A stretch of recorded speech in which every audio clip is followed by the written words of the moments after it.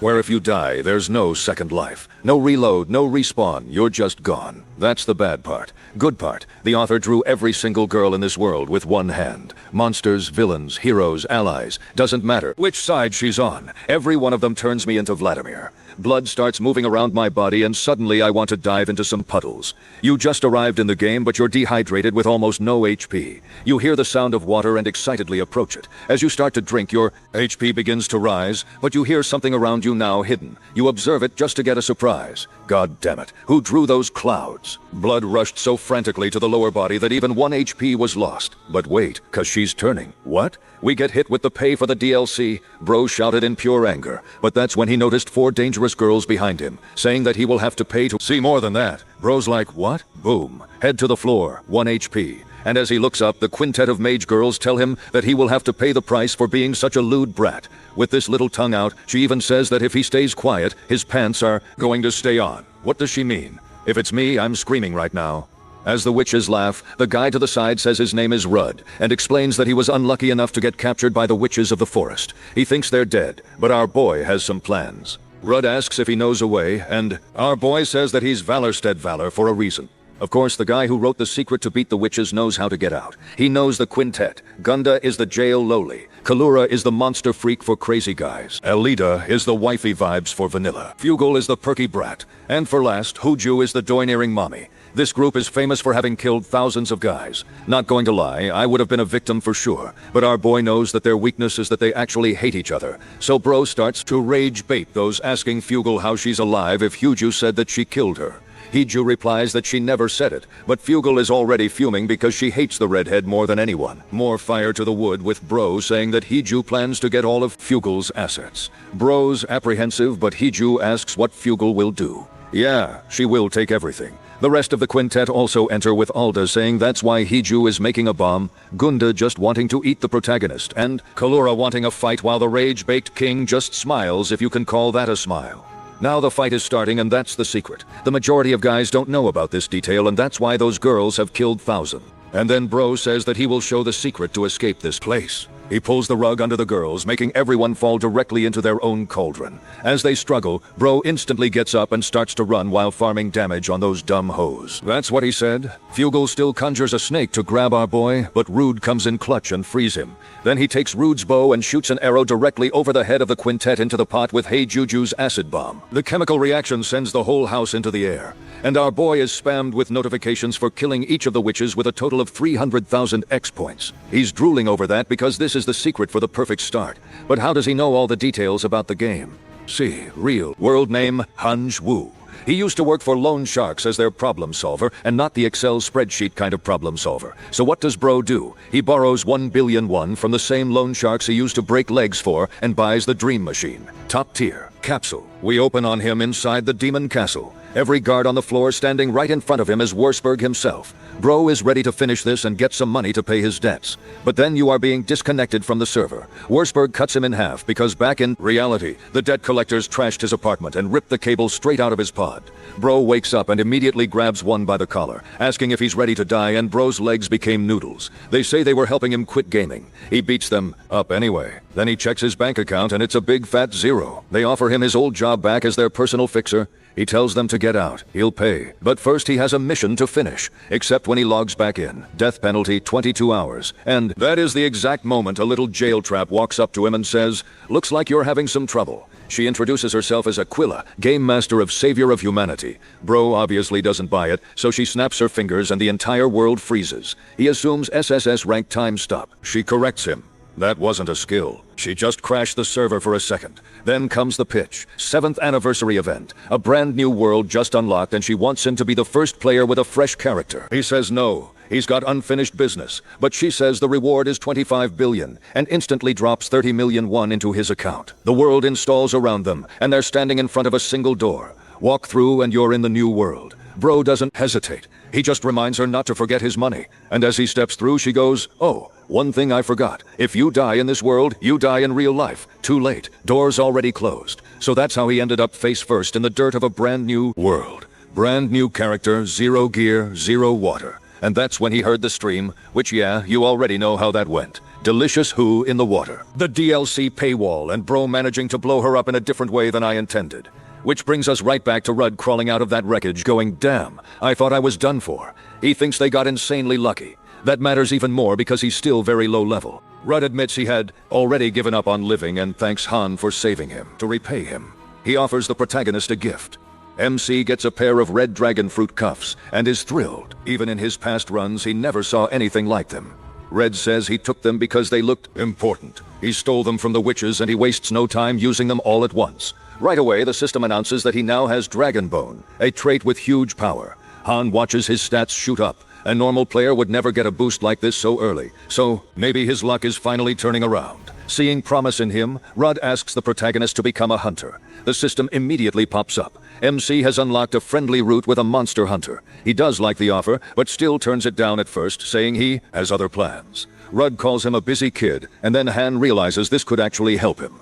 His current character doesn't have a class, and all that new experience has nowhere to go. If he leaves it unused, it'll be wasted. So he decides to try the hunter path. He asks if 3 months will be enough. Rudd shuts that down fast. According to him, it would take at least 3 years. Once they reach a deal, Rudd takes Han deeper in. There. He tells him to hide anywhere he wants. The protagonist gets 30 minutes before the hunt begins. That is, when MC realizes Rudd has a tracking skill he uses on monsters. Even so, Han feels underestimated, like Rudd sees him as easy prey. But he has been through this forest over and over. He remembers all of it, even the hidden spots. He also knows the trees can ruin anyone's sense of direction, and toxic mushroom spores are spread all over the place. Worse, the forest is full of savage beasts that are even deadlier than the witches. The protagonist has already dealt with most of them before, and the fruits pushed his body close to its limit. With all that, he's sure Rudd won't catch him easily, but he's wrong. Before long, Rudd finds him anyway. Rudd tells him to put in more effort, then adds that he'll still give him 10 bonus points for his drive. Han asks how he found him so fast. Rudd says it's been a long time since he met a student. This interesting. Then he tells MC to keep working hard. The system chimes in. Hunter's hazing quest complete. A new quest starts. Hunter taunts. As time passes, Han picks up several new hunter skills. He realizes joining Rudd was actually a great move. 3 months later, he's learned a lot. Back at camp, Rudd asks if he has really mastered everything he taught him. The protagonist tells him to test it. He can hide anywhere in the forest if he wants. Rudd says Hans's confidence keeps surprising him, so he agrees. But if MC can't find him within an hour, MC has to make dinner. He accepts right away and looks forward to the challenge. Later, while hiding, Rudd thinks he may have finally found an apprentice with real talent. Still, he decides not to go too far. He figures hiding on a cliff for an hour should be enough to stay out of his student's reach. But as he climbs up, Han suddenly grabs his leg and startles him. After that, Rudd tries hiding in the trees, but the protagonist finds him again almost right away. He switches spots again and again, and every time MC tracks him down. Soon, Rudd starts wondering how someone could learn in 3 months what took him 5 years. As a last option, Rudd hides in a cave. He's sure Han won't find him there since it's known as the Hellhound's Den. But he surprises him even there. He says, Guardian of Humanity. Tip number 1. Not even an earthquake can wake a sleeping hellhound. Then he asks his master if he passed. Still stunned, Rudd says, yes. Outside the cave, Rudd admits he never expected progress this fast. The protagonist answers modestly, saying he just had a great teacher. Of course, Han knows his system helped a lot, but he keeps that to himself. He lets Rudd take the credit. Even then, Rudd praises him, saying, MC isn't just talented, he also remembers everything. He's never met anyone like him, and he's sure he will go far. Now that the training is done, Rudd asks if the protagonist will move on to the task he mentioned before. Han says he wants to make some money first, then keep traveling. Rudd mentions a close friend, who works as a mercenary and asks if MC is interested. He doesn't think that sounds bad at all. It would be a good way to earn some starter money, and the job is easy to join with a flexible schedule. If he's lucky, he might even run into some of the game's guardians. So, he decides to take the offer. Rudd gives him a mercenary badge and says his friend will accept him right away if he shows it. Then Rudd says goodbye and wishes him luck. Han thinks beating the witches and getting a class was an amazing start to the game. At this pace, a happy ending might not be that far away, but the protagonist's real goal is the true ending. He only accepted Aquila's offer because she promised clues that could lead him there. To Han, the real thrill of the game is never knowing when death might come. He wants to enjoy that tension as much as he can. That's why he's eager to meet Aquila again and chase the true ending. As for Aquila, she's been watching from a distance, amused by MC's progress. Now she's sure picking him as her VIP was the perfect choice. Then another woman walks up and says that Han is definitely no ordinary person. Aquila teasingly asks if her coworker has a crush on him. Valerga answers that she's a goddess, so there is no reason for her to look at a human she protects that way. Aquila doesn't see the problem. She thinks Han is cute. She also says Valerga has been way too serious lately and remembers when she used to be much more fun. Valerga brushes that off as ancient history, then changes the subject and asks if Aquila really paid the protagonist's debt. Aquila says yes, so Valera asks why Han was never told. He still thinks he's working to pay it back. Aquila casually says it's fun, watching him play with so much energy, and Valera calls that awful. Then she asks if MC is part of some bigger plan or just a toy for Aquila. Aquila says Han is more like a promising talent and she wants to keep watching him very closely. Back with him, his legs start hurting, so he finally sits down. He grumbles that this forest is exhausting. He's so tired he wants to sleep for 12 straight hours, but he can't stop now. The mercenary guild is close. When he reaches Frankfurt, he heads into the Francois Tavern. The waitresses welcome him warmly. Han says he's looking for someone, and one of them quickly offers him a table. As he sits down, the protagonist realizes this tavern is a great place to gather information, good food, good drinks, and people talk more when they're relaxed, which makes it perfect for learning about the mercenary guild. It also doesn't hurt that he finds the waitresses pretty cute. Making the most of the friendly service, Han asks if they know anyone named Rebus Schultz. The second he says that name, the mood changes. One waitress quickly warns him not to say it in here. Another says the man is extremely dangerous. Her boyfriend, she explains, got involved with Rebus Schultz and came back looking like a mummy. Others ended up the same way. Han starts wondering what kind of mess RD sent him into. The waitress tells him to run while he still can, warning that the man could show up at any second, but trying to protect MC only puts him right in danger. Rebus Schultz notices him, spots Rudd's insignia, and says he must be the one he heard about. He adds that the timing is perfect, because he was just looking for a new partner. The protagonist already knows this is bad news, and still can't believe Rudd dropped him into this. After talking with Rebus Schultz for a bit, Han learns he's being taken to the war between the Elector Prince and Pessimid's army. But Rebus isn't stupid. He quickly figures out the truth. He's really being smuggled off as a slave for some foreign force. Even so, he doesn't run. Instead, he sees a chance. The Elector Prince is one of the game's guardians, one of Pulse's electors. Through him, Han thinks he might learn about the other guardians too. A trumpet sounds a moment later. Rebus Schultz grins and says the timing couldn't be better. The prince has arrived. As the cavalry passes by, Rebus Schultz says he would fit in well working with them, but this isn't what Han expected at all. When he sees the Elector Prince, the man looks more like a villain than a hero. Then he notices someone beside the prince, Lady Valeris. The prince asks if something is wrong since she seems distracted. Lady Valpurgis tells him not to worry. Then they continue toward the battlefield. In Hen's past playthroughs, Valpurgis fought by his side. He hates that he could never save her. Every time it always ended with her death. Rebus Childs notices the protagonist's reaction and asks if something is bothering him. The protagonist says no, but inside he swears that this time he'll find a path where Val purchases lives, even if it costs him his life. Sometime later, they arrive at the training grounds. After watching the others, Han can tell things here are no joke. Ruba said they were picking squad leaders through fights and the winners would get paid too. Pride and money were both tempting, but MC only cared about reaching the Elector Prince. Laying low seemed like the smartest move. Rebus wouldn't let that happen. He insisted he join, saying Rudd wouldn't have sent him here without a reason.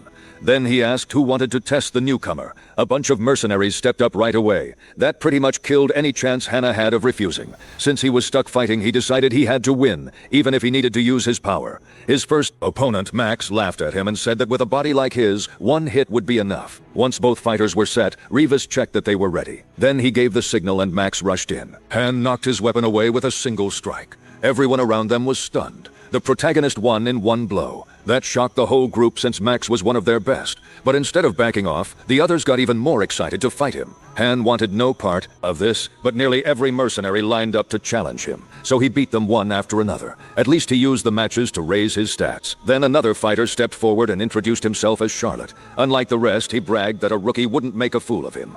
He walked up, mocking MC's small build. Honed it was time to stop for a bit, but then he learned he couldn't log out of the game. He knew Aquila was behind it. All he wanted was a few minutes to rest, and even that was gone, so he had no choice but to face the next match. With nowhere to run, he decided to end it properly. So Han used a judo throw on his opponent and slammed the big man down in an instant. Even after Charlotte was knocked out, Han still thought he was seriously heavy. Even the mercenary leader looked impressed by Charlotte's defeat. The rest got even more curious about his strength and wanted to test it themselves, which was the last thing the protagonist wanted. Rebus finally stepped in and told everyone to get back from the newcomer. MC was thrilled, thinking he'd finally get a break. Then Rebus announced that the newcomer was the chosen one, and named him Valorstead. Valor. He was the new group leader. After that, the mercenaries got ready for war with Han put in charge by the guild leader. Soon they were thrown into a messy battlefield. Rebus gave the order to attack, and the mercenaries charged at once. Waiting for them was an army of trolls. Han didn't hesitate. He jumped straight into the fight and kept attacking. He believed he was now fighting on the Elector Prince's side. Rebus had told them this battle was against Demon King Pessimut's orc army. Their goal was simple: steal the enemy commander's flag. If they punched through the enemy line, they could use that gap to crush the rest of their defense. Still, Rebus warned them that orcs were proud, strong, and worked together well. He told Valorstead Valor to lead the squad and stop the enemy push. Out in the battle, Han couldn't believe he was actually leading mercenaries. He had a different plan: earn some war merit, then get out. Before long, an orc ran to his captain and reported that their spearmen were getting slaughtered. The captain refused to accept it, saying his spearmen were elites. He grabbed a spyglass to check himself. What he saw startled him. Han's group was tearing through the field. The captain ordered his troops to line up their muskets. Then they fired at the humans. He quickly judged that muskets weren't a great tactic here. They took too long to reload and needed constant rotation.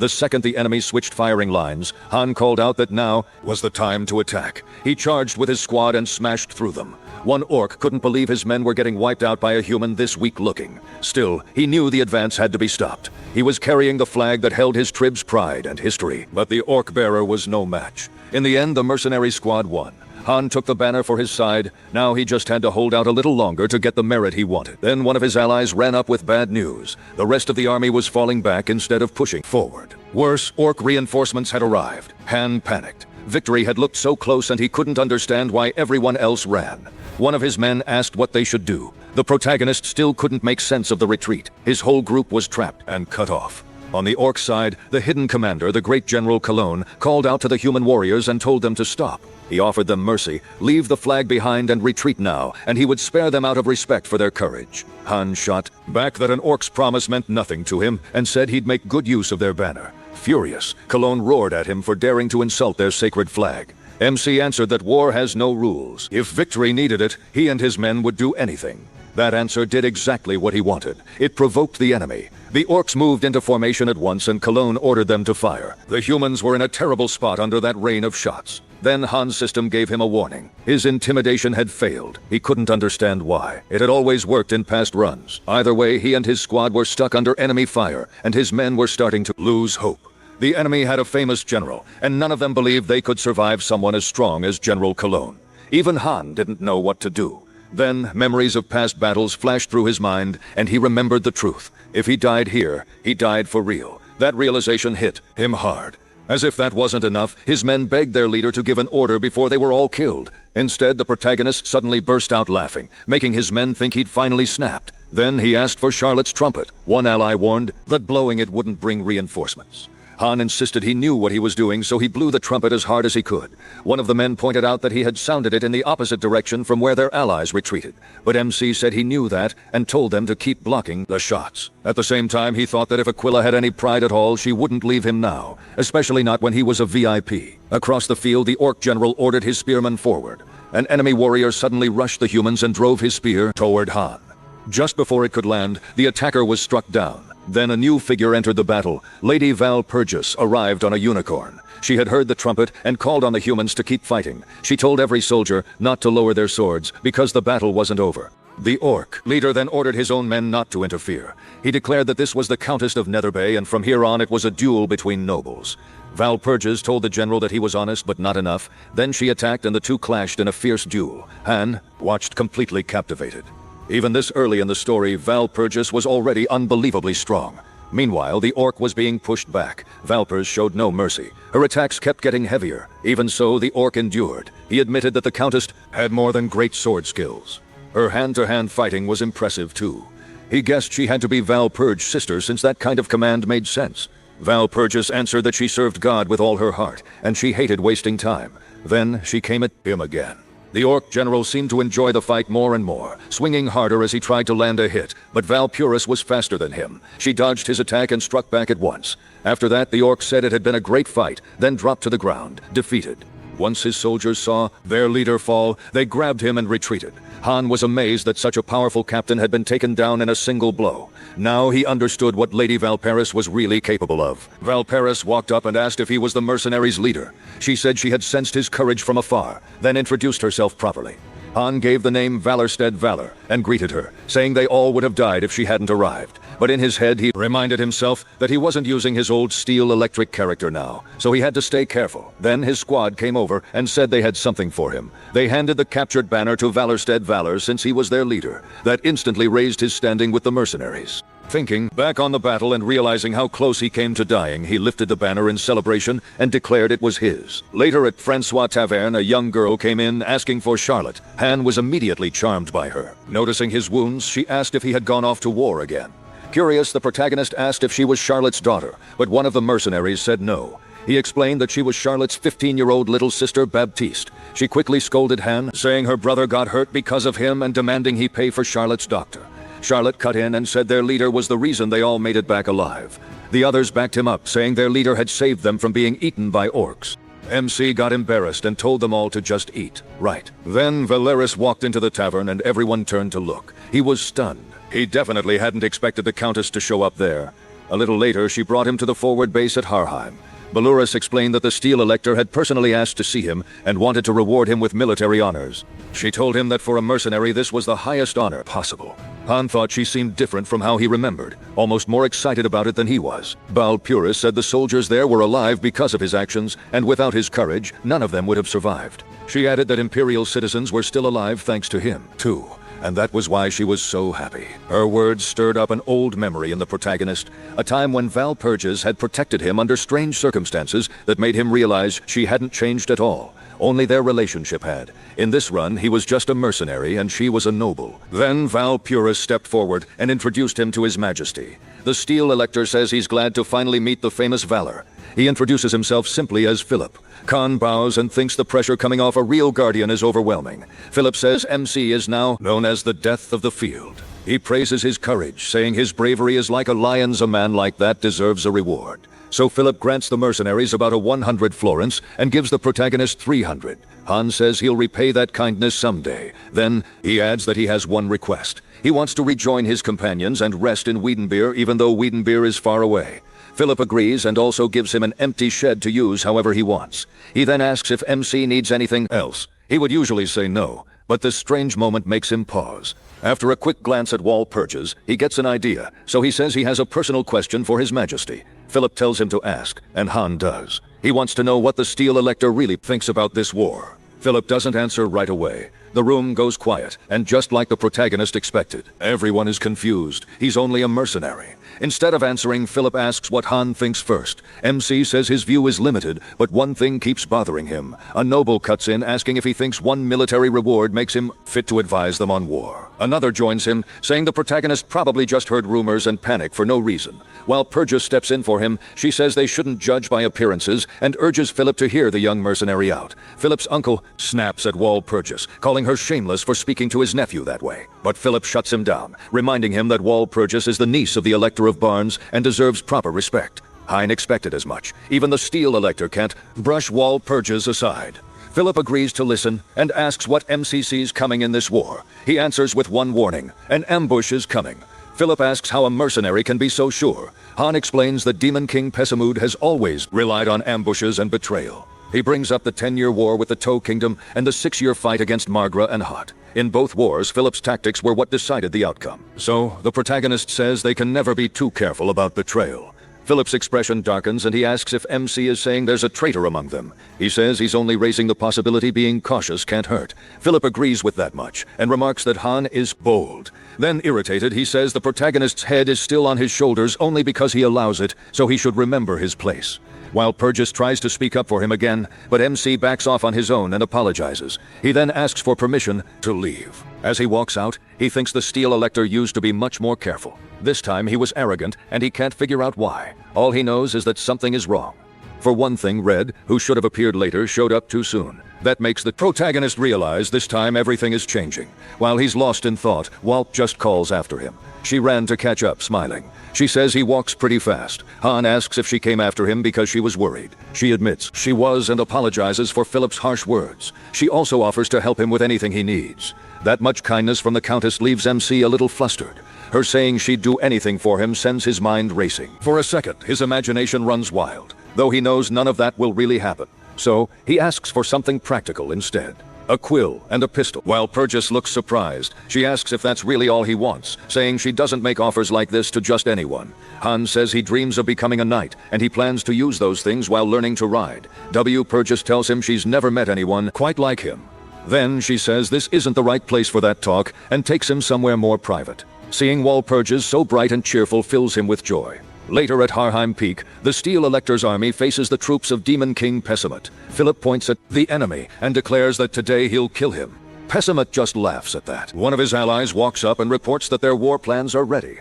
He also warns that relying on that woman may be a bad idea, but the demon ignores him. The ally argues that she's too cruel. If they capture the Elector, he'll be a valuable hostage, so leaving that job to a mad woman is dangerous. The demon says he knows and claims he'll keep things under control. Right then, the woman herself steps forward before her lord. He praises her work, but tells her not to go too far. She answers that she always knows her limits. The demon says that's not true. Even then, she insists she's never crossed the line.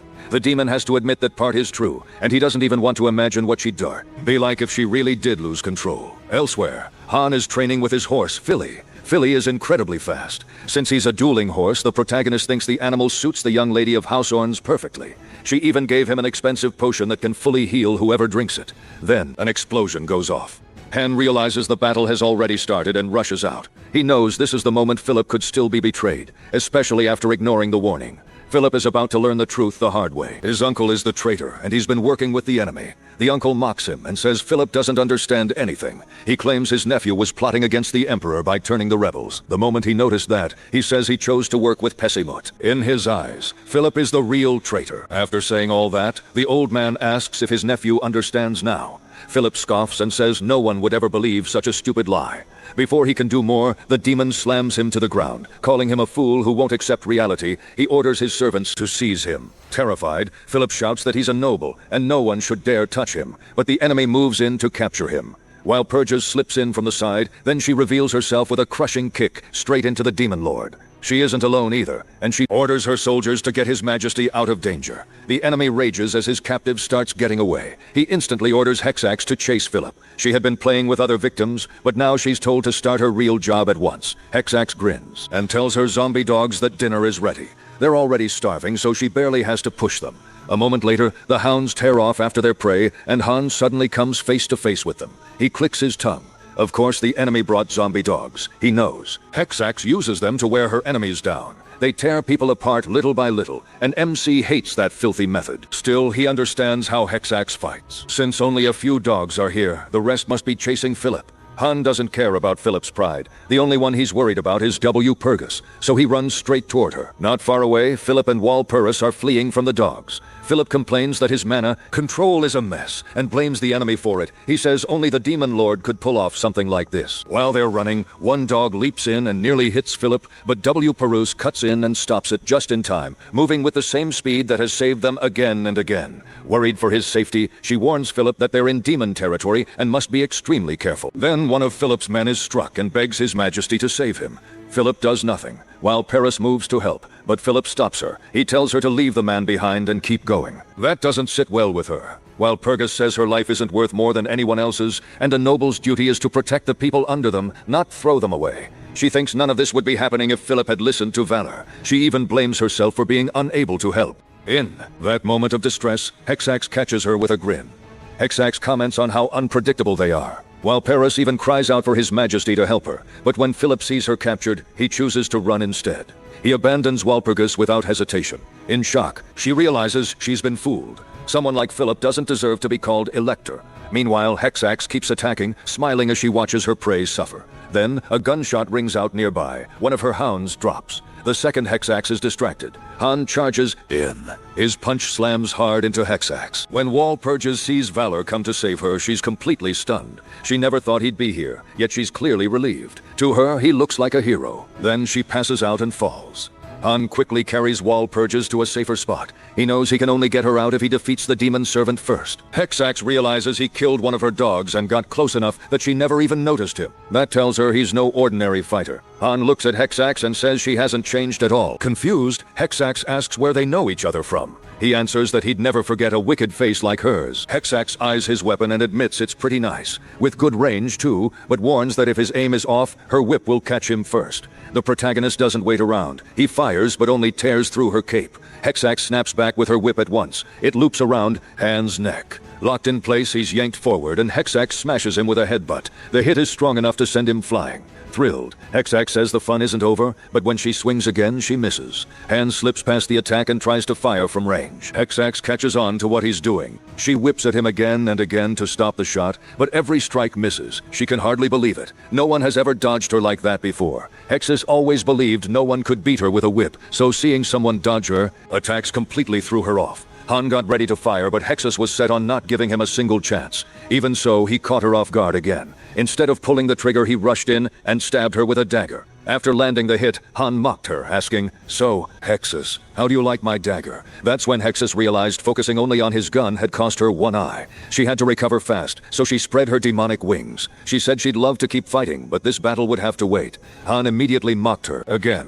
What? Running away? Scared you'll lose? Hexus brushed it off. She knew close combat wasn't her strong point, and she wasn't stupid enough to fall for cheap taunts. MC answered that it didn't matter. He had a ranged weapon too. Hexus bragged that dodging bullets was easy for her, but when she tried to focus, she noticed her balance and sense of distance were completely off. Losing an eye had messed her up badly, and when Han fired, the shot hit her clean. He said the best way to kill a bat was with one direct shot. Watching her take the hit, he smirked and said Hexus was finally learning what suffering felt like. Then he joked about what kind of loot she'd drop after he killed her. Desperate to survive, Hexus tried to seduce him, but Han's heart was colder than she expected. It didn't work at all. After winning, the protagonist got some useful loot and was satisfied. Still, he knew there was no time to waste. He took out a healing potion and hurried to Valparis, knowing it was her only chance. Before using it, Peony carefully checked the instructions. He learned the potion had to be placed right on the wound, which meant removing Valparis's armor. He tried to stay calm, telling himself he was only doing this to save her. Then he focused hard, determined not to mess up. At that moment, a strong memory hit him. His father died from sickness when he was young, and his mother later collapsed from working too hard. Because of that, Han was living alone before he even turned 18. At 22, he got a job collecting debts in Hanamdong. He acted tough, but he often went easy on people who owed money. One day, he met a debtor who made money by playing video games. The guy said one big mission would earn enough to clear what he owed. That made Han curious, so he asked about the game. The young man excitedly told him about its huge world and even bragged that the female characters were prettier than real women. He said it was an RPG, but what made it special was its huge player base around the world and the fact that top players could actually get paid for hard missions. Han had a hard time believing a game could make real money, so the guy told him to try it for himself. At first, he said he was too busy. Then an appointment got cancelled and his schedule suddenly opened up. Not long after that, he logged in for the Thursday. First time. The moment he used the VR capsule, he was blown away by how real everything felt. The people in the streets seemed so lilac that he almost forgot it was a game. A fruit seller caught his eye, and Han reached out to test how real the man was. The vendor instantly snapped at him and said he'd only sell fruit to someone with money. That was when the protagonist saw the system for the first time. It told him he currently had 10 florins. He thought about moving on, but then a little boy showed up asking for an apple, and his mother couldn't afford one. Han asked the vendor the price, and it was 1 florin, so he bought the apple and handed it to the boy. The mother thanked him and said he didn't have to spend his money on her child. From that, MC realized 1 florin was worth about a day's food.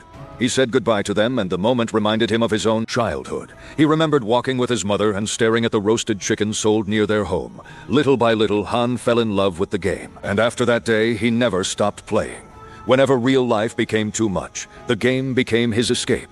He spent more and more time there. While his real life faded into the background in that world, he could dump all the stress from his job onto the enemies he'd fought. Real life was just waking up and working. The game gave him another way to live. He spent the next 5 years inside it.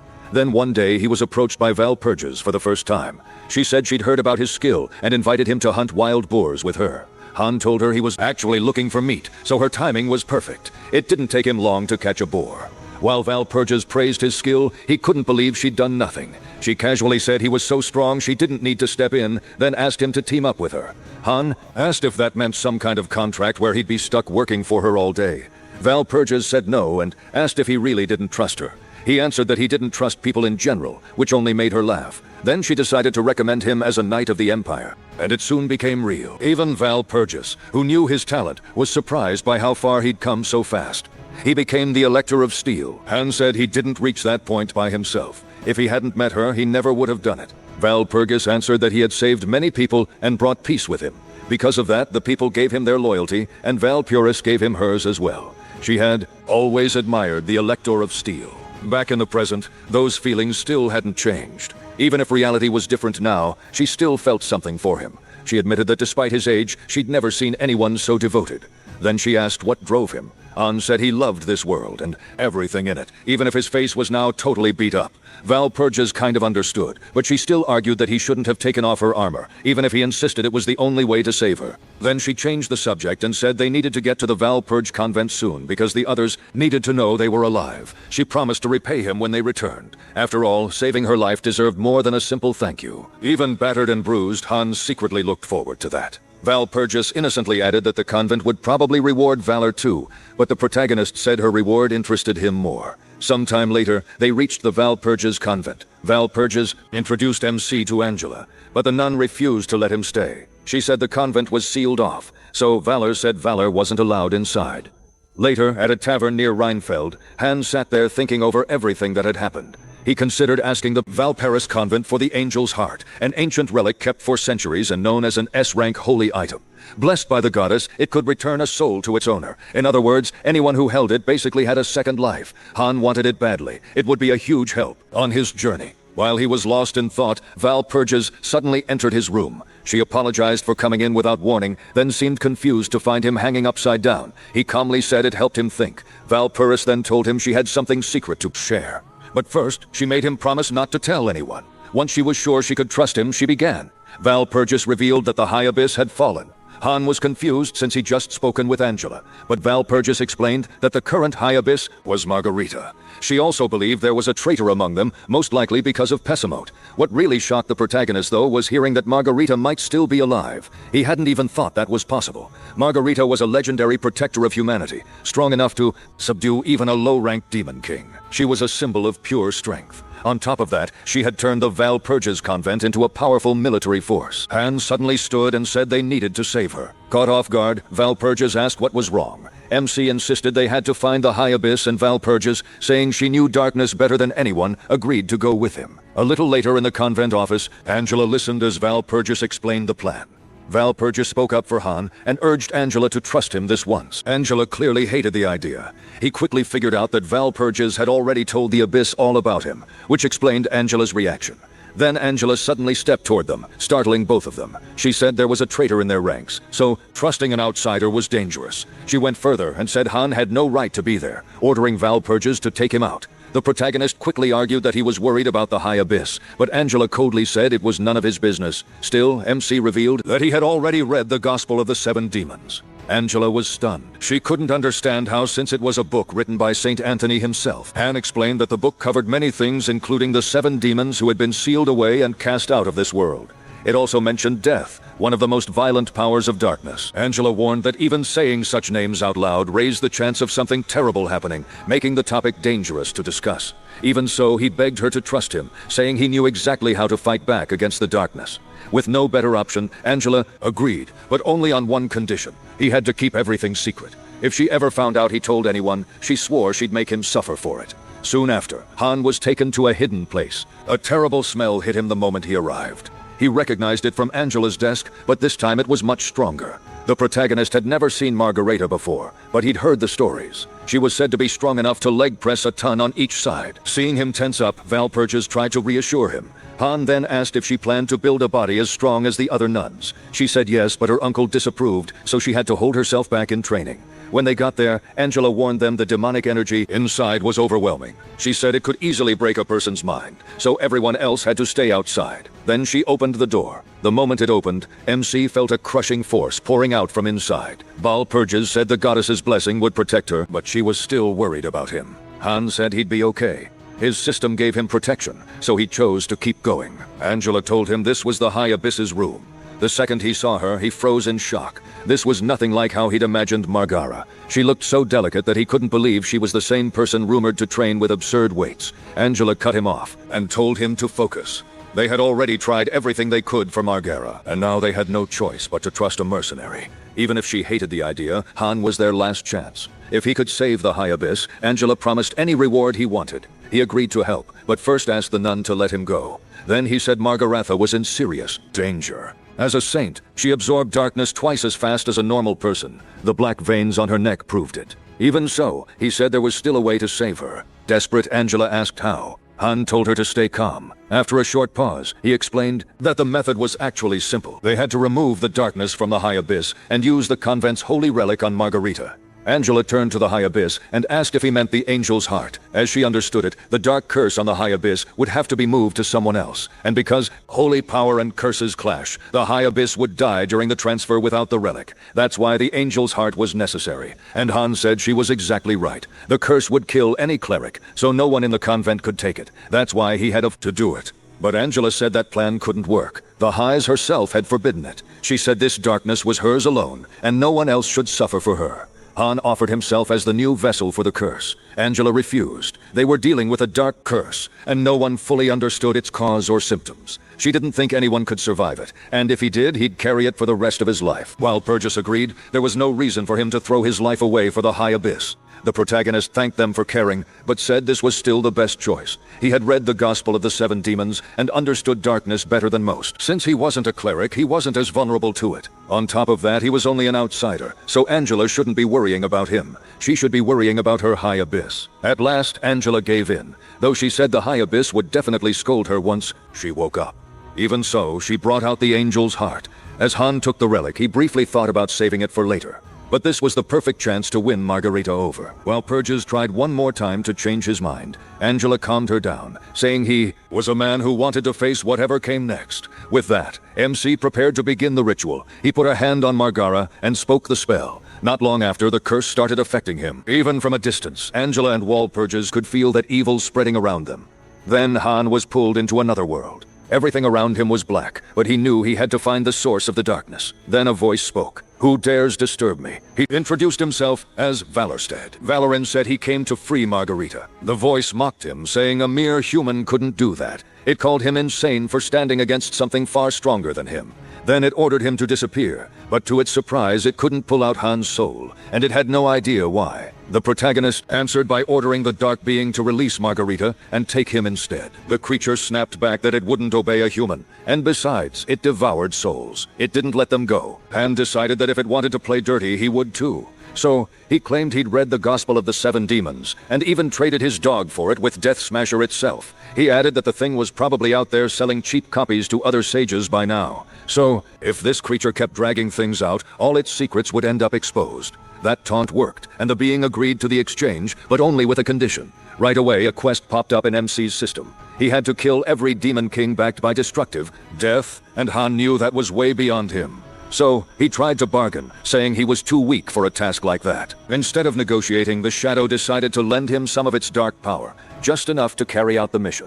Terrified, Han thought he was about to die. He shouted that this wasn't the deal, but the creature answered that nothing in this world is free. If he wanted great power, he had to pay a great price. The pain was unbearable, and even after gaining a massive boost, he died. But sometime later, back at the convent, he jolted awake in a bed and realized he was still alive. He quickly remembered the relic he had used and understood it had given him another chance. With that, Han started celebrating. With these new powers, he could become the king of necromancy, commanding an army of the dead. More than that, he was the only player with skills like these, and it didn't take long for him to climb to the top of the game's rankings. Now he felt sure he'd finally get the recognition he deserved. Right in the middle of that excitement, while Purges came to see him tearing up, she said she heard his voice and couldn't believe he was awake. She explained that he passed out after the ritual, so she carried him to her room.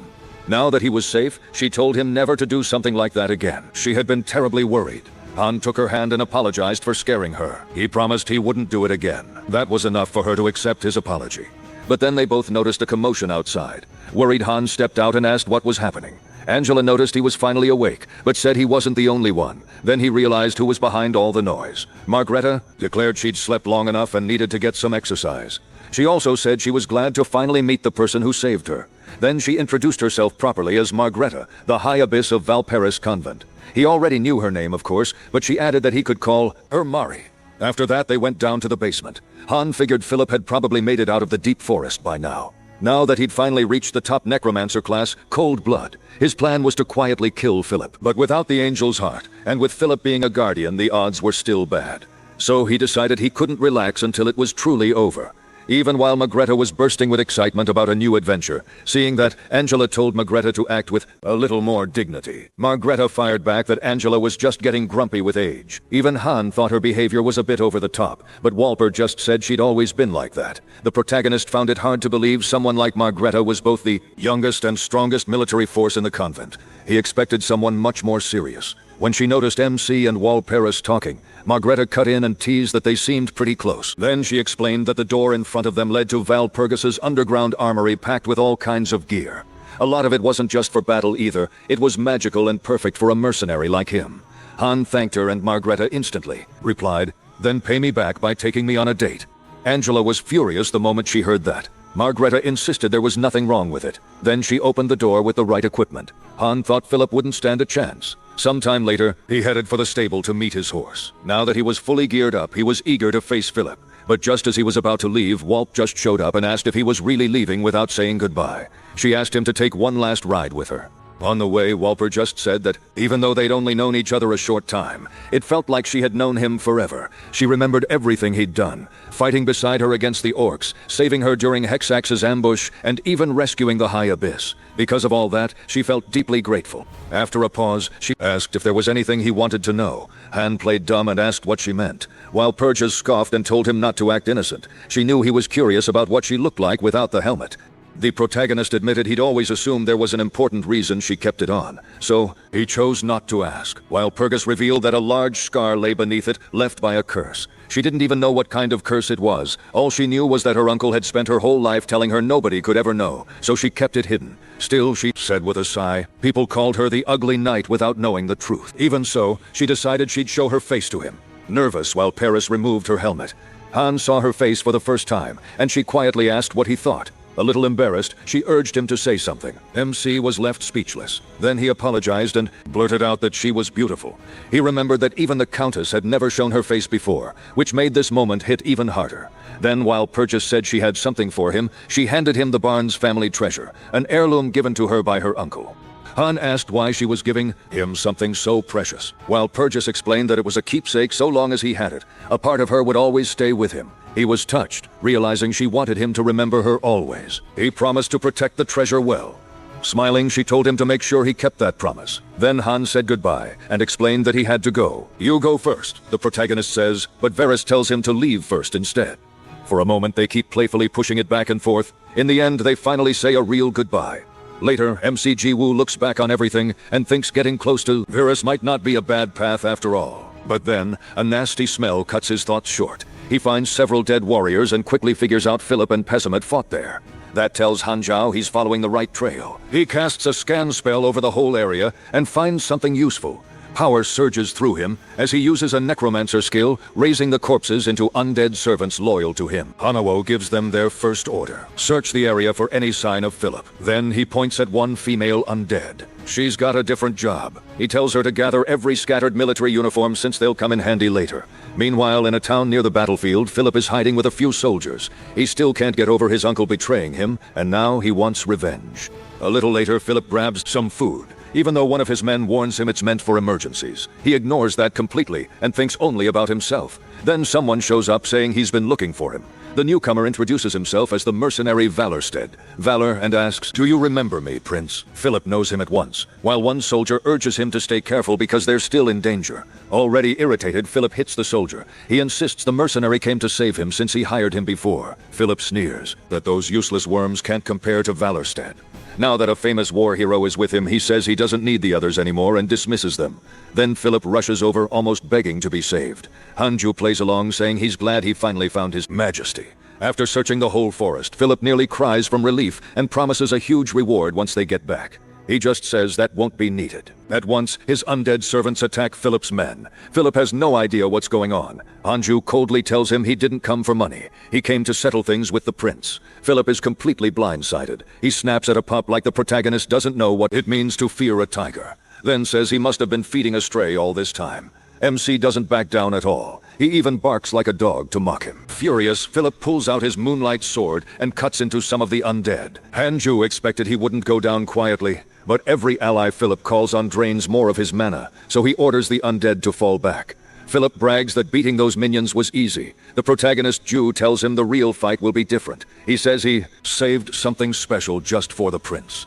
Then the two finally clash. Philip attacks in pure rage, burning with anger over the betrayal. Meanwhile, Hia Chu is facing the one enemy he prepared for the most. He realizes this is the Elector's sword style, the very swordsmanship he once used and admired. That makes this fight sting even more. The style looks graceful and beautiful, but behind that old-fashioned charm is a deadly counterattack ready to strike. Only the steel Elector is supposed to wield that blade. Philip shouts, asking if Han really thinks he can betray him and still live peacefully. MC Ju answers calmly that he actually gets along pretty well with the nuns. Philip is shocked a mere mercenary has ties like that, but he quickly says he's not afraid of armed religious groups. Philip charges again, but Hanya Wu blocks him easily.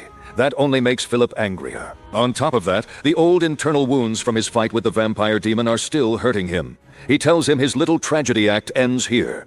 Right after that, he drives a hard kick into Philip. The hit is so strong it makes the prince cough up blood. Hanya Wu says Philip should fear him, not the nuns. Philip stammers that he's only losing because his body is still weakened from the earlier battle. He reminds the protagonist that he once noticed his talent and rewarded him, so why is he trying to kill him now? MC Julu fires back that Philip is even stupider than he thought, but since he still doesn't get it, he'll spell it out. First, Philip ignored Hans's warning that someone close to him would betray him. Second, he threw Val Paris away after all her loyal service. Third, he let countless others die instead of himself. Because of all that, he says Philip should be ashamed to call himself an elector. Cornered, Philip argues that everything he did was for his people. If he dies, who will feed the citizens left behind? He also says the other electors will attack the moment they hear he's dead. Han Jiachu admits that's a fair point. So he offers Philip one chance. If Philip agrees to his condition, the protagonist says he'll give him a healing potion. Desperate to survive, Philip accepts right away. Any condition is fine if he gets to live. MC Zhao gives the order. Get on your knees and beg Valpurgis for forgiveness. Philip agrees at once and even promises to donate 10,000 florins to the House of Byron. Han then hands him the bottle and tells him to drink all of it. Philip takes a swallow, then lets the rest spill onto the ground. He mockingly asks if he didn't like the taste, then reveals the truth. It was never a healing potion. It was dragon poison. Once he realizes he was fooled, Philip's face twists with rage. Han tells him to thank Hex, since the poison came straight from her own stash. In desperation, Philip tries to strike back, but he's taken down before he can land a hit. And the one who drops him isn't the protagonist. It's an old ally. Philip stares in shock as he recognizes Piffenheim. The last time he saw her, zombie dogs were tearing into her. Piffenheim says that after he left her to die, her new master brought her back and gave her another chance. Now she has no reason to stay loyal to the prince. She admits she never liked his arrogance anyway, and now it's time for him to pay for his sins. Just before Philip dies, Hanzhou's system warns that losing the Iron Elector could throw the game off course. MC can't believe someone this disgusting matters that much to the Cretus game. Even so, sparing him never crosses his mind. He'll deal with the fallout later, so he allows Piffenheim to finish her revenge. Just like the system warned, error messages start going off right away. Even knowing things just got harder, Hanya Hua doesn't regret it. Far above, Aquila watches everything happening inside the game. She notes that the protagonist really did break a seal, and from the look on his face, he's overflowing with confidence and excitement. Ayla loves it. She wants to see him cause even more chaos to her. This is only the start. Hanzhou thinks that as expected from an elector, Philip gave amazing rewards. On top of that, leveling up earned him 2 S-class skills only he can get. But item-wise, only one thing dropped. At first glance, it looks like an ordinary magic amulet. But when MC tries to inspect it more closely, a barrier pushes him back. So he decides to take it to Margreta and have her unlock it for him. After that, his system sends another alert, this time about a transcendent being. That means he'll need to be very careful when he goes after it. Hanzhou wants to become a transcendent being himself one day. To do that, he has to beat powerful enemies and use them as steps toward his final goal. Just then, Piffenheim arrives and says she has something important for her master. She checked the traces left by Philip's men and found an item. Hanja thinks this must be the mission's real reward. The glow alone makes it clear. Benny asks if she handled the other job too. Piffenheim says she did. She dressed Philip's dead men in Pessimal faction uniforms so it would look like demons killed them.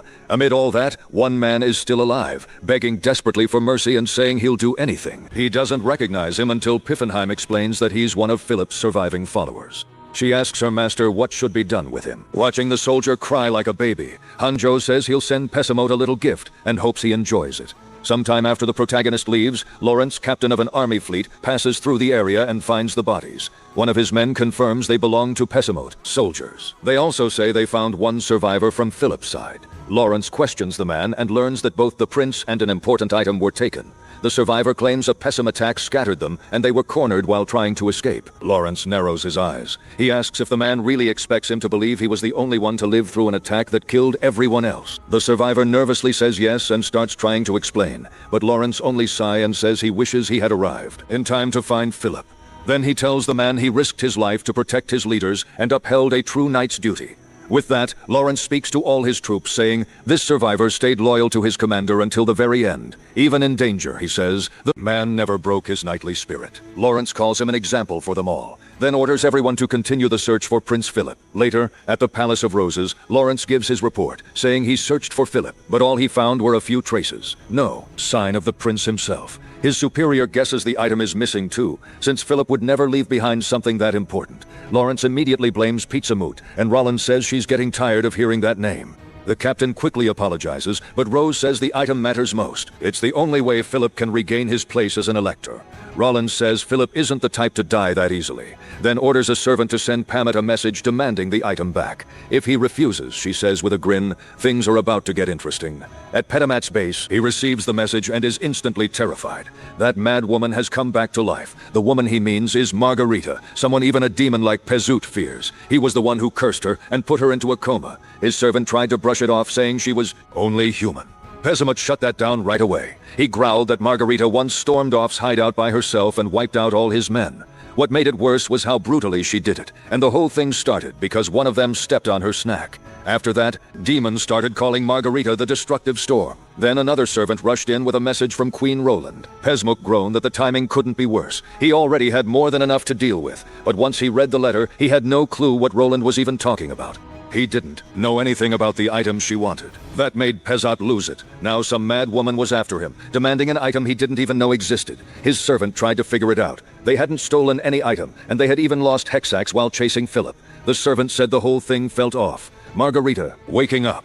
The missing item, all of it pointed to some outcome, but the real cause was still unclear. So he started to wonder if someone in the shadows was connecting all these events. He wasn't far off. He just didn't know Han Jiawu was the one behind it. Around then, MC, Jiawu suddenly sneezed and his companion asked if he was getting sick. He said no. He just caught a weird smell. As they traveled, Piffenheim asked what he planned to do with Philip's body. But the protagonist still hadn't decided. His mind was on something else. He now had the Golden Imperial document. With that and Philip's corpse, he figured he could pull off something huge. In his eyes, he basically held the world in his hands now. Piffenheim was thrilled and wished her master a long, successful life.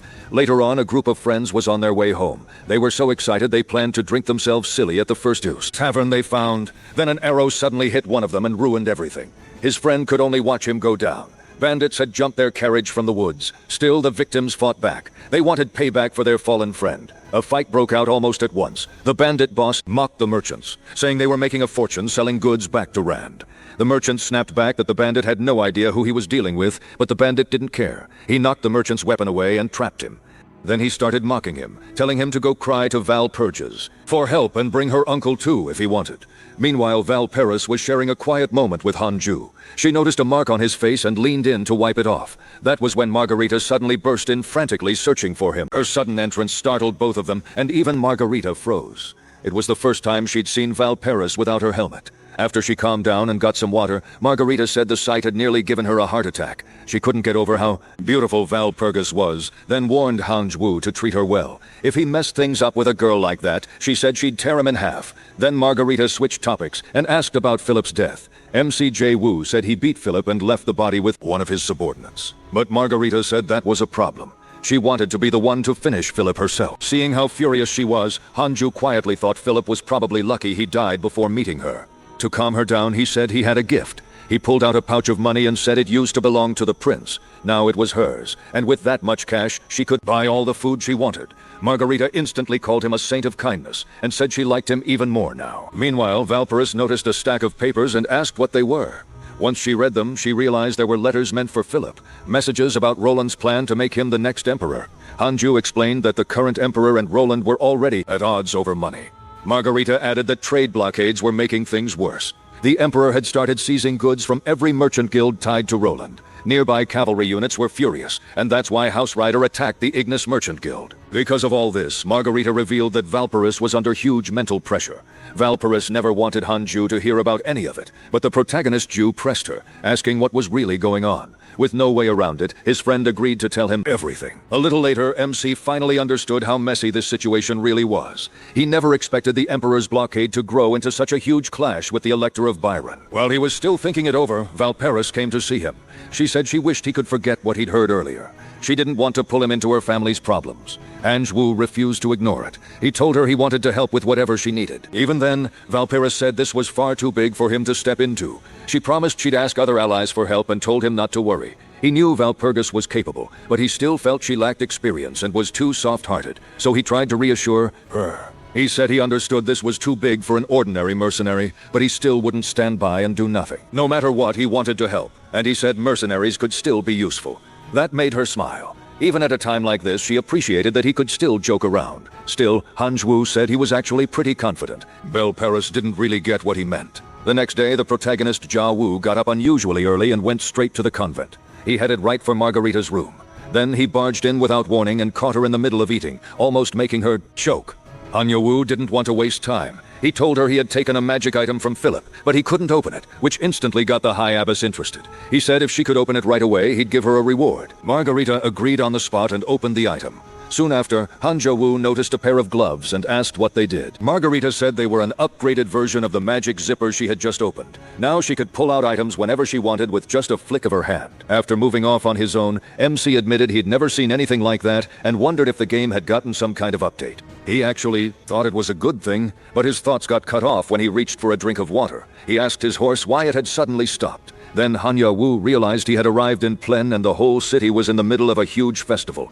After forcing his way through the crowd, Haiju finally let out a cheer. It felt like he'd been stuck in a theme park for 3 hours. But at last, he made it out of the packed crowd. In the middle of all that noise, he noticed someone holding a welcome sign. Hanya Wu thought the place looked just like he remembered. People were waiting excitedly for someone they called the Great One. He reflected that Plifson was a city where many races lived together, and the Great One they met was the Demon King Cobalt. Cabal had helped unite different cultures with his knowledge and the way he spoke.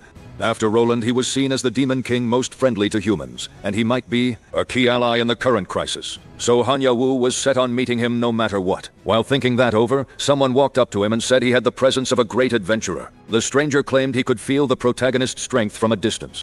MC checked his system to see what the goblin meant. That's when he noticed he had an SS rank fit for a great leader and a trait that let him strongly influence even strangers. Realizing that, Hanja Wu said he wanted to meet Cobalt.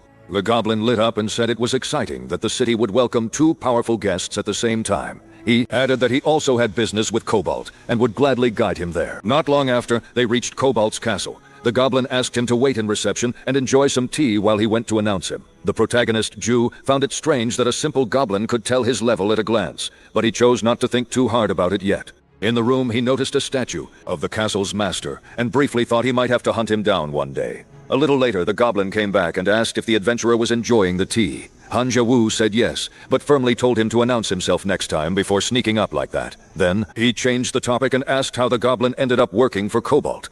The goblin answered that his bond with Cobalt was built on immeasurable love. Hearing that, McJau started thinking. He remembered that everyone in the city called Cabal the Great One. Yet, this goblin spoke about him much more casually. Then Hanya Wu noticed a ring on the goblin's finger and asked if he was married. The goblin laughed and said he had sharp eyes, adding that he had spent 10 years of salary to buy that ring. That's when he called him by his real name, Cobalt. He said it took him a while, but he had finally seen through the act that ring gave it away, since it was the ruby ring Kubal treasured most. The goblin's overly familiar behavior from the start had also made Hanju suspicious. Most of all, he pointed out that this goblin was the only one who didn't call Kubal the Great One. With no point hiding it anymore, Kubalt revealed himself. In his true form, Kubalt said he knew he was standing before the famous Wallerstead Valor. Then he formally introduced himself as the Law of Pusan City. He added that Hanju had probably come to talk about Val purges. The protagonist Zhao Wu confirmed it, saying he hoped to get important clues or information from Kubalt. Kubalt admitted he wasn't eager to help, but said he would share everything MC needed if one condition was met. He had expected that, so he immediately asked what the condition was. Even before hearing it, he already knew Kubalt's hunger for knowledge had been obvious for a long time, and Hanya Wu had rare information. Half the details of future wars, plus even real estate secrets. So, of course, he was curious about what Kubalt would ask for. To the protagonist's surprise, Kubalt asked for something simple. He wants to be friends with Valere. Kubalt says Valor has become famous lately, especially after taking down Hexax. On top of that, he's gotten close to the Empire's most well-known paladin. People are even spreading rumors that Valor and Valparis are involved. Because of all that, Kubalt wants ties with Valor. Sure, it will help him later. Han asks why he should become Kubalt's friend. In response, Kubalt gives him a ring and says it's a communication tool. With it, they can talk even from far away. MC doesn't like the idea of being friends with someone like Kubalt. But Kubalt says that as a sign of their new friendship, he'll share everything Valor wants to know. To prove it, he gives him an important lead, a clue hidden in the capital of the Duchy of Saxon. That capital is Dresden. Using Kubal's tip, Han heads for Dresden. The guards try to stop him at the gate, but he just shows them his system screen. That alone scares them badly. Han warns them not to block his path again. Once inside, he walks through the city with the screen still out for everyone to see. The moment people notice it, they drop to their knees. They're terrified he might strike them down. He thinks this may be the easiest mission he's had in a while. He quickly reaches the Merchants' Guild. Inside, a woman warns that an unknown man is coming toward the guild, and he looks extremely dangerous. A moment later, Han walks in and shocks her by openly showing his system screen. After that, he comes face-to-face with the guild leader. The man immediately asks why someone like him came here. Han closes the system window and says he wants to make a deal with the head of the Merchants' Guild. Earlier, Kubalt had already told the protagonist what he knew about Dresden. He said the city's merchant guild and the Ritter family were buried in debt, locked in a heavy debtor-creditor mess. MC had no clue about any of this before, just like he expected. Kubalt knew almost everything. He'd beaten Han in information battles many times before, and his spy network reached across the whole continent. That's why Kubalt was called the King of Shadows. Seeing his reaction, Kubalt could tell the information pleased him, but he still had more to share. Back in the present, Han stands with the guild leader, who begins talking about his daughter. He explains that she now spends her days stuck in bed. Not long ago, Mar was a normal child. Then one day, her arms grew too weak to even lift a fork. Soon, the weakness spread through her whole body. Her father brought in the best doctors he could find, even experts from outside the city, but nothing worked. Watching his daughter waste away has filled him with regret and pain. Even so, he still hasn't given up on saving her. So, he begs the famed adventurer to help his daughter. Han first tells him to just call him Valor. Then, he says he came to make a deal. Looking Marin over, Valor can tell her condition is very serious. Her muscles have badly weakened and her body is severely underfed. He decides normal treatment won't save her. Still, there is one way to cure her. Her father quickly asks what he needs to do. Han says he needs an elixir from Schwartz to fill, but the father answers that this makes her rescue almost impossible. His reaction shows he knows exactly how dangerous that place is, which is why he thinks the protagonist request can't be done. Schwarztufel is a canyon in the Empire's southeast. Even though it's beautiful, it's known as the home of the terrifying demonic dragon Schwartzel. Only a few ancient dragons are left on the continent, and Schwarztufel is so powerful that even demon kings avoid him. The canyon is packed with beasts and demons, making it deadly for anyone who enters. For normal people, it's hopeless, but Han is anything but normal. He calmly assures the guild leader of that, and says he'll get the elixir himself. That gives the man a little hope, though he still fears no one comes back alive from Schwartzel. Han adds that what Marin needs most right now isn't the elixir, it's her father's love. Touched by that, the man asks why Valor is helping him. MC says he heard about the Ritter family's debt to the Merchants' Guild. If he saves Marin, he wants her father to erase that debt. The guild leader is stunned by the offer, but the chance to see his daughter healthy again is too great to refuse. So he promises to keep his word if Marin is cured. Sometime later, Han reaches Schwartzel. He likes the moonlight view and the cool air. Then he notices rare plants growing nearby. He points out that flowers like these can be turned into special medicine. He even tells his horse not to eat them. The place is so dangerous that guards are posted around it to keep people out. Still, Han gets them to let only him pass. He knows that even the grass here is soaked in dragon mana, which means almost everything in this canyon has medical value. To Han, even the dirt here is basically treasure. So he starts gathering every useful plant he can find. Anything extra could be sold for good money after he cures the guild leader's daughter. He also plans to keep some for himself and use them in battle. But while collecting them, he suddenly gets hit in the head by a rock. A goblin steps out and orders him to leave. It isn't alone either. An entire goblin force appears and claims this land doesn't belong to humans. Sometime later, under Han's command, those same goblins are now digging up the ground for him. When he sees one doing it badly, the protagonist snaps at it. Dig carefully, or you'll damage the roots. If you keep messing this up, I'll send all of you back to the grave. Still irritated, Han asks if they understood him. Earlier, before things turned out like this, those goblins had attacked him first. MC answered by using his power to drain their blood, wiping them out in a single blow. Even dead though, they were still useful.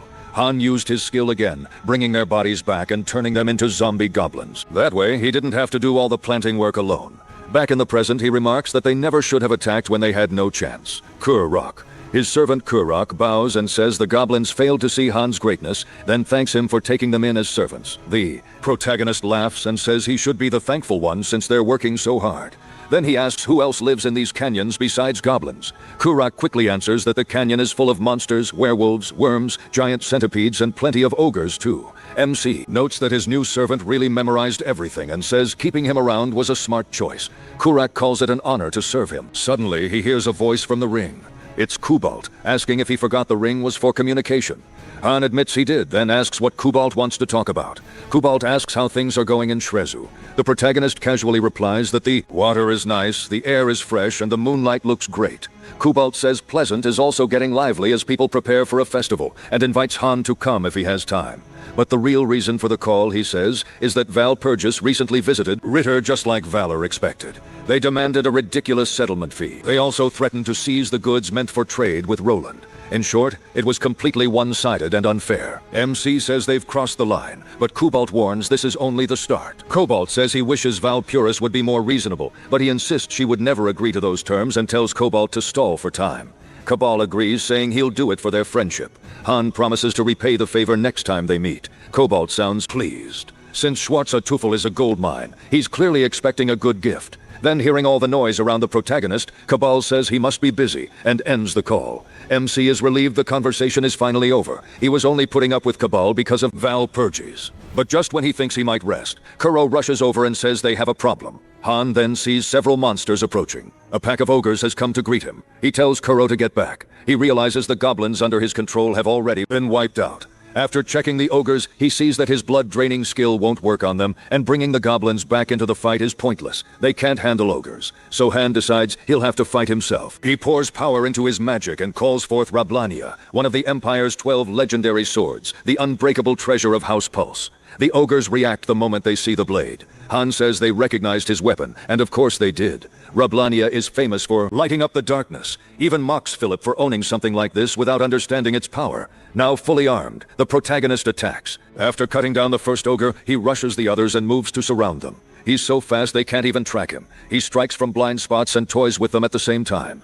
Before the ogres can respond, Han cuts them down without giving them a single chance to fight back.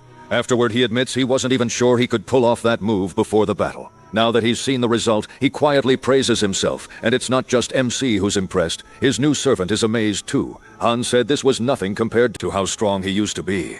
But a second later, something caught him off guard. A creature lunged at him and barked. "What do you think you're doing?" He had no idea where it came from. Before he could react, it already had him by the throat. Furious, it growled, "I'll break your neck." For the first time in a while, Han was facing someone on his level. Then his opponent hurled him away like he weighed nothing. After taking that hit, the protagonist knew this enemy was the real deal. One strike alone took 10% of his life. The enemy looked impressed. "You're strong. Who are you?" Han fired back. "You should go first." With a smug look, she answered, "I'm the master of Gross Glockner." MC froze. The demon dragon? He never expected her to look like this. He pictured something more like a normal dragon. She moved in closer and studied him. Something about him felt off. His life force was from another world. Kurarak quickly stepped in front of Han. "I'll protect my master." But she snapped that she was sick of their pride and disrespect. She made it clear she'd kill them on the spot. He cut in and told her to listen first. She wasn't interested, so Han threw out a shocking line. "If I die, you die too." That made her stop, demanding answers. She pressed him to explain. The protagonist said he sometimes sees the future in dreams, and in one of those dreams he saw her die a brutal death. It sounded hard to believe, so MC challenged her. If she doubted him, she could read his memories herself. She reached for his head and one of her claws nicked him by accident. After a pause, she said she'd test it. But if he was lying, he was dead.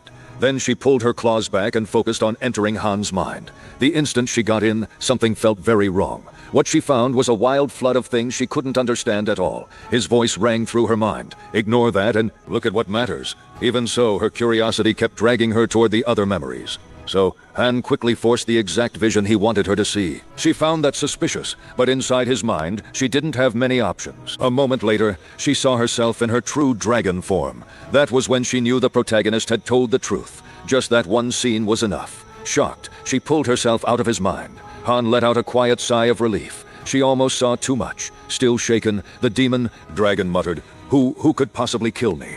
Then she said she'd leave him alone and allow him to move freely through the mountains. MC stopped her there. He wanted to make a deal. First, he said her name was too long, so he'd call her Shui from now on. She clearly hated that. Han told Shui she could survive, but she was more offended by the nickname, reminding him she was thousands of years old. He ignored that and told her to hear him out. Right then, his system popped up with a new mission: earn the dragon's trust. Difficulty high.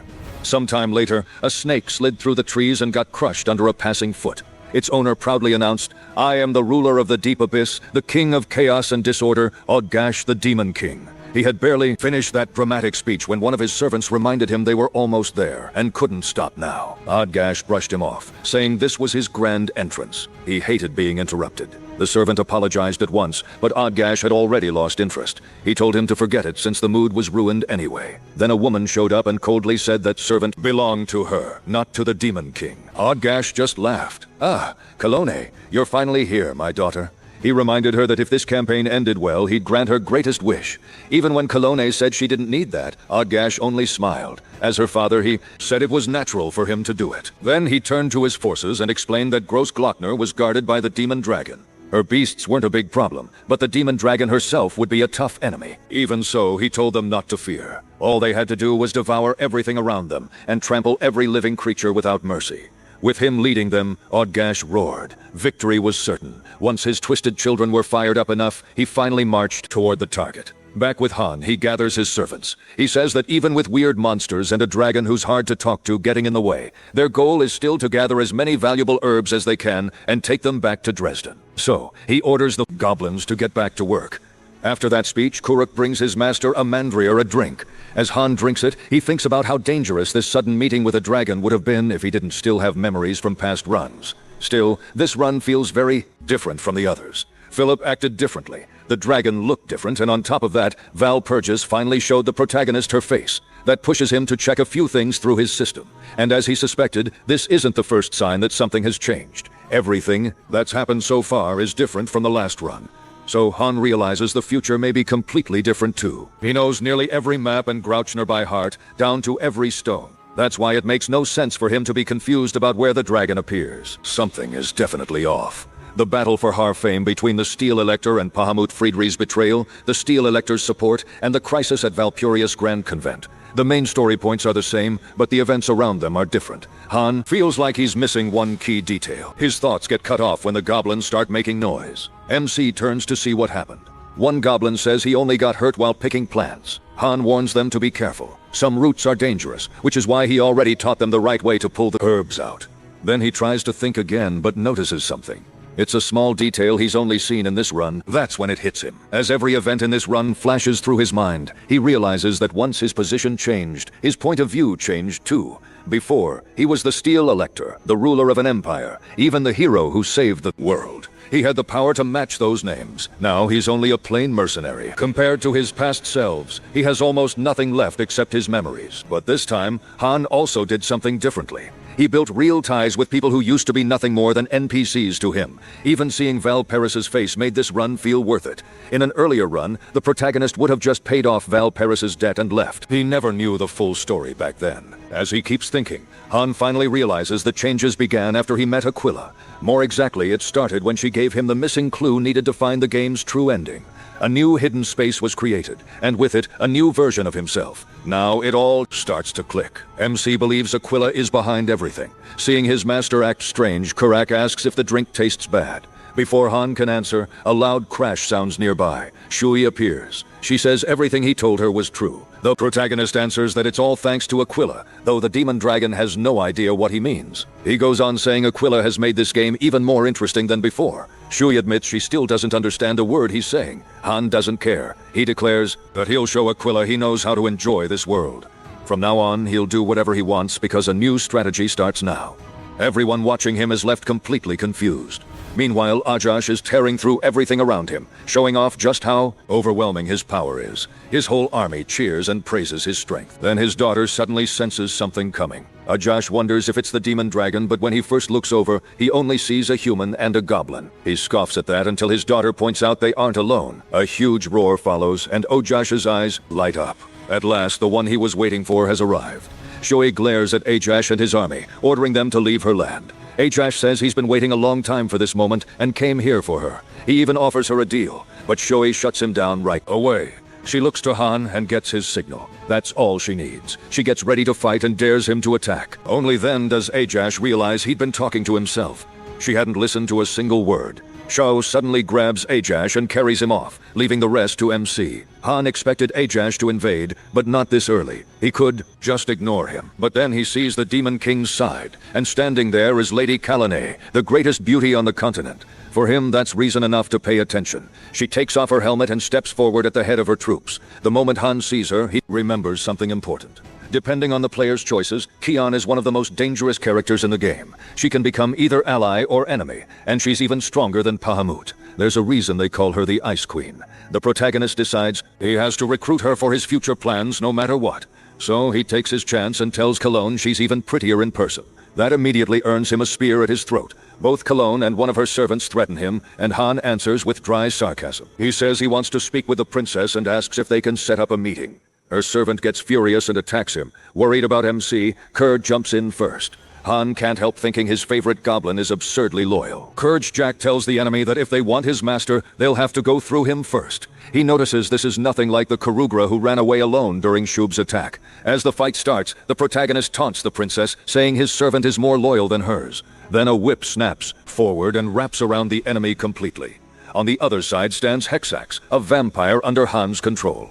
MC had been saving her for the perfect moment, and this was it. He sends his servant in first, but Hexax isn't the only one joining the fight. Piffenheim steps in too. She swears she'll cut down anyone who tries to harm her master. Callian quickly realizes Han can control vampires like they're nothing. He has a whole army of the Reborn behind him. Keone answers with a huge force of monsters. She admits her enemy has some very powerful allies. Still, she says, Lord Ajash's demon troops stand with her. Then Kion gives the order to attack. No survivors. The moment she says it, her side rushes in. Hans's reborn servants charge too, and their masters jump into the battle right away. They collide at once. Keone drives the protagonist back. She says very few can stop her strikes, and that puts him above Pessamut. Han says it's an honor to hear that from the princess. Then he says it's a shame she's serving Ojash, and if her real father knew, he'd cry tears of blood. MC knows she's Lady Kion. Romania Kaimar is the only daughter of the former first-rank demon lord Kaimars. Cologne narrows her eyes and asks what else he knows. Han starts laughing and she snaps, asking what's so funny. He says it's ridiculous that she's become so blind. She's following the one who helped bring down her own father. That shocks Cologne. Confused, she demands an explanation. To her, her father was the person she respected most. His warm eyes always gave her peace and made other demons believe in themselves too. She was proud of him. He was her happiness. Then he died, and everything fell apart. Kamar was killed by Gorakalgam and Callus. After that, Ogash took her in. He claimed he hated those demons just as much as she did. He said Lord Kamar had been his true master and even his best friend. Then spoke of a new beginning. He promised that one day he would help her get revenge. Back in the present, Callian is furious to hear Han insult Odgash. He tells her she's in a terrible spot, but before she says anything else, he asks her to look at something. He throws an energy sphere to Cologne. At the same time, Ogash faces the demon dragon and says romance is the only answer. To him, this whole mess is some twisted love story. Shoei fires back, accusing him of ruining Cologne's life. Ogash says he didn't kill Kaimars, that Gorokalam and cultists did. Shubi mocks that excuse. She already knows the truth. Ogash calls her stubborn and finally gives in. He admits she's right. Those two fools could never have killed Kayars on their own. At last, he reveals what really happened. He says that once those two learned he knew Kaimar's one weakness, they jumped at the chance. What he doesn't realize is that Cologne is hearing every word.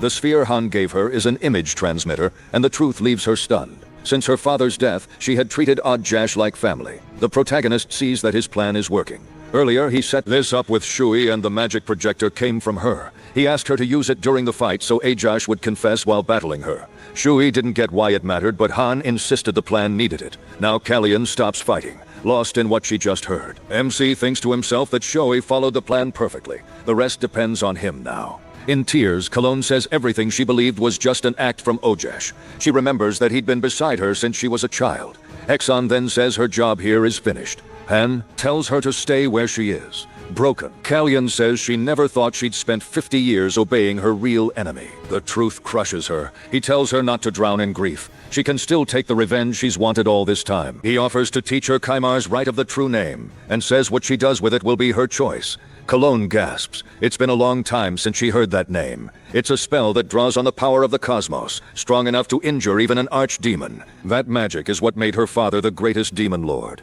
But she says only he knew its secrets, so how could Han possibly know it? The protagonist thinks about the strategy guide. He studied Kaimar's inside and out. He knows the power of the right, the true name, and even Kaimar's one fatal weakness. But right now, he only needs a story that will convince her.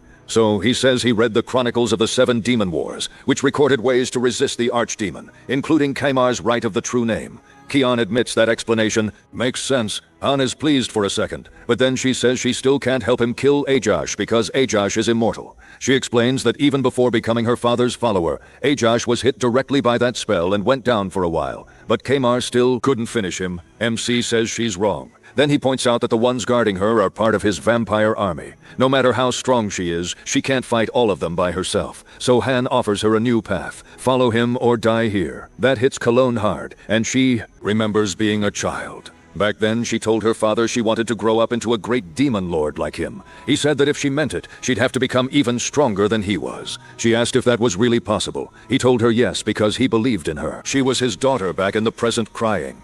She asks Han if she really can defeat Odgash. He doesn't get why she's asking through tears, and even his allies are surprised. But Piffenheim points out that by demon standards, Kalane is still just a child. Kurok, meanwhile, wonders if his master forgot about the other problem.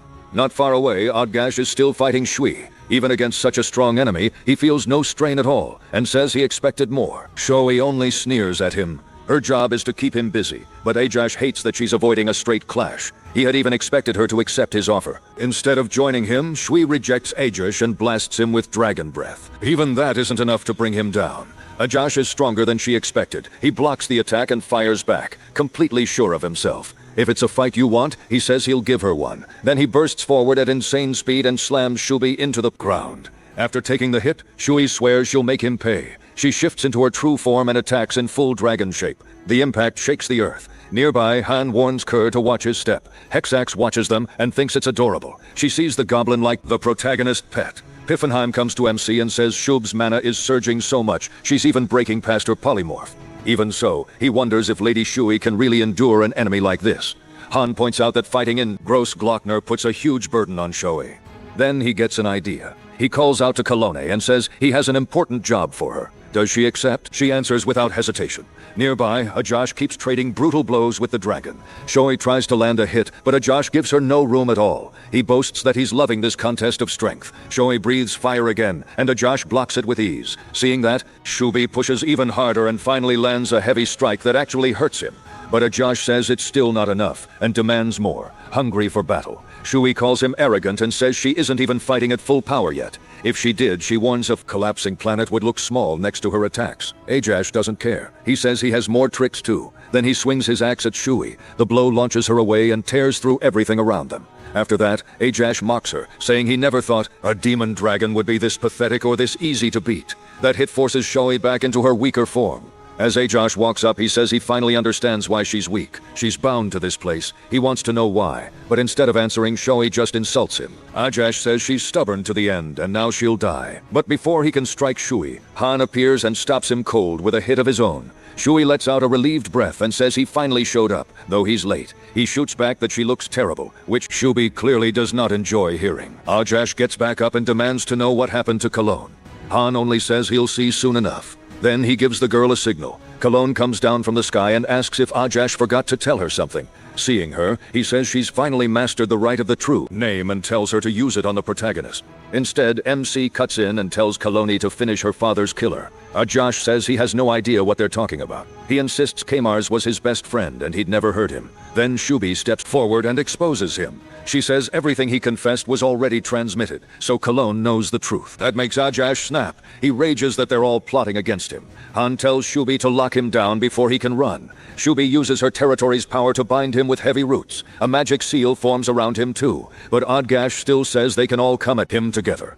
Cologne attacks first, firing her magic at her former master. All her hate pours into that strike. Odgash takes the full blast. Afterward, Kallian is nearly emptied out from using so much power at once. Even so, Ogdash looks much worse after taking the hit head-on.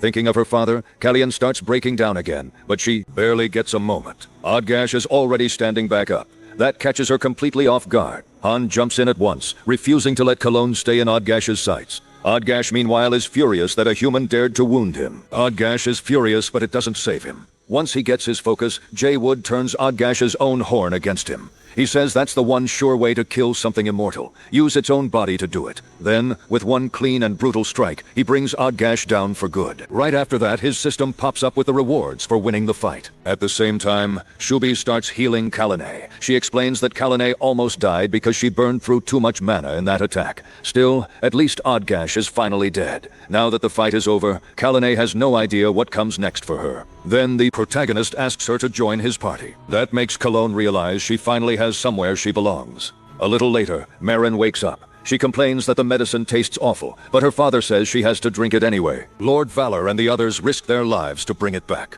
Marin asks if he'll grant her wish once she finishes it, and her father agrees. Meanwhile, the protagonist brings up their deal, but the guild leader says they should talk somewhere his daughter can't hear. Once they're alone, the protagonist asks if the debt problem has been handled. The guild leader says the debtors are fighting it hard. The protagonist asks why they're making such a big deal out of it. The guild leader says it's probably because of the Elector of Saxony. Earlier, the Elector met with the Guildmaster and said those debtors were big-spending VIP customers, so he didn't support the arrangement. He also reminded him that their guilds had been friendly for a long time, and said that if the merchant set up a meeting with the Elector of Saxony, he could change everything in their favor. Hanja Wu figures out what's going on.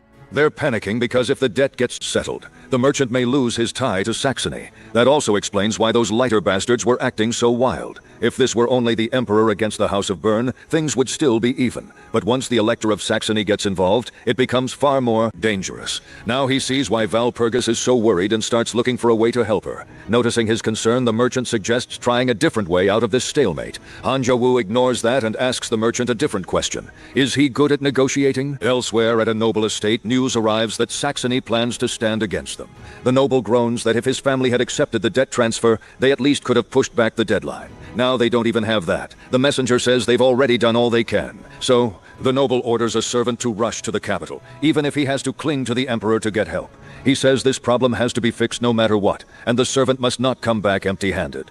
Later, the protagonist system tells him his summon undead skill has leveled up. Now he can call his undead allies in the daytime too. To test it, he summons Piffenheim, and she appears just fine under the sun. Han Ji-woo announces that she and the other vampires are true daywalkers now, so he gives her a special job, pulling out a document. He tells her to deliver it to a man named Reeb Saltz, and makes it clear this paper is very important. Because of that, she has to be extremely careful with it. Soon after, the Guildmaster Aster arrives and says everything Lord Valor asked for before leaving is ready. He shows off a grand carriage made by a master craftsman. According to him, only a handful of nobles owned something this fancy, and he got it through a connection at a client's company. He also added money for the herbs and extra travel funds, so Valor should be fully covered. Still, he has to ask what the protagonist plans to do with something so extravagant. The protagonist just grins and says maybe he'll use it to smash the heads of the people who oppose their deal. Then Marin comes out to say goodbye. The protagonist reminds her that even though she's feeling better, she still needs to take it easy for a while.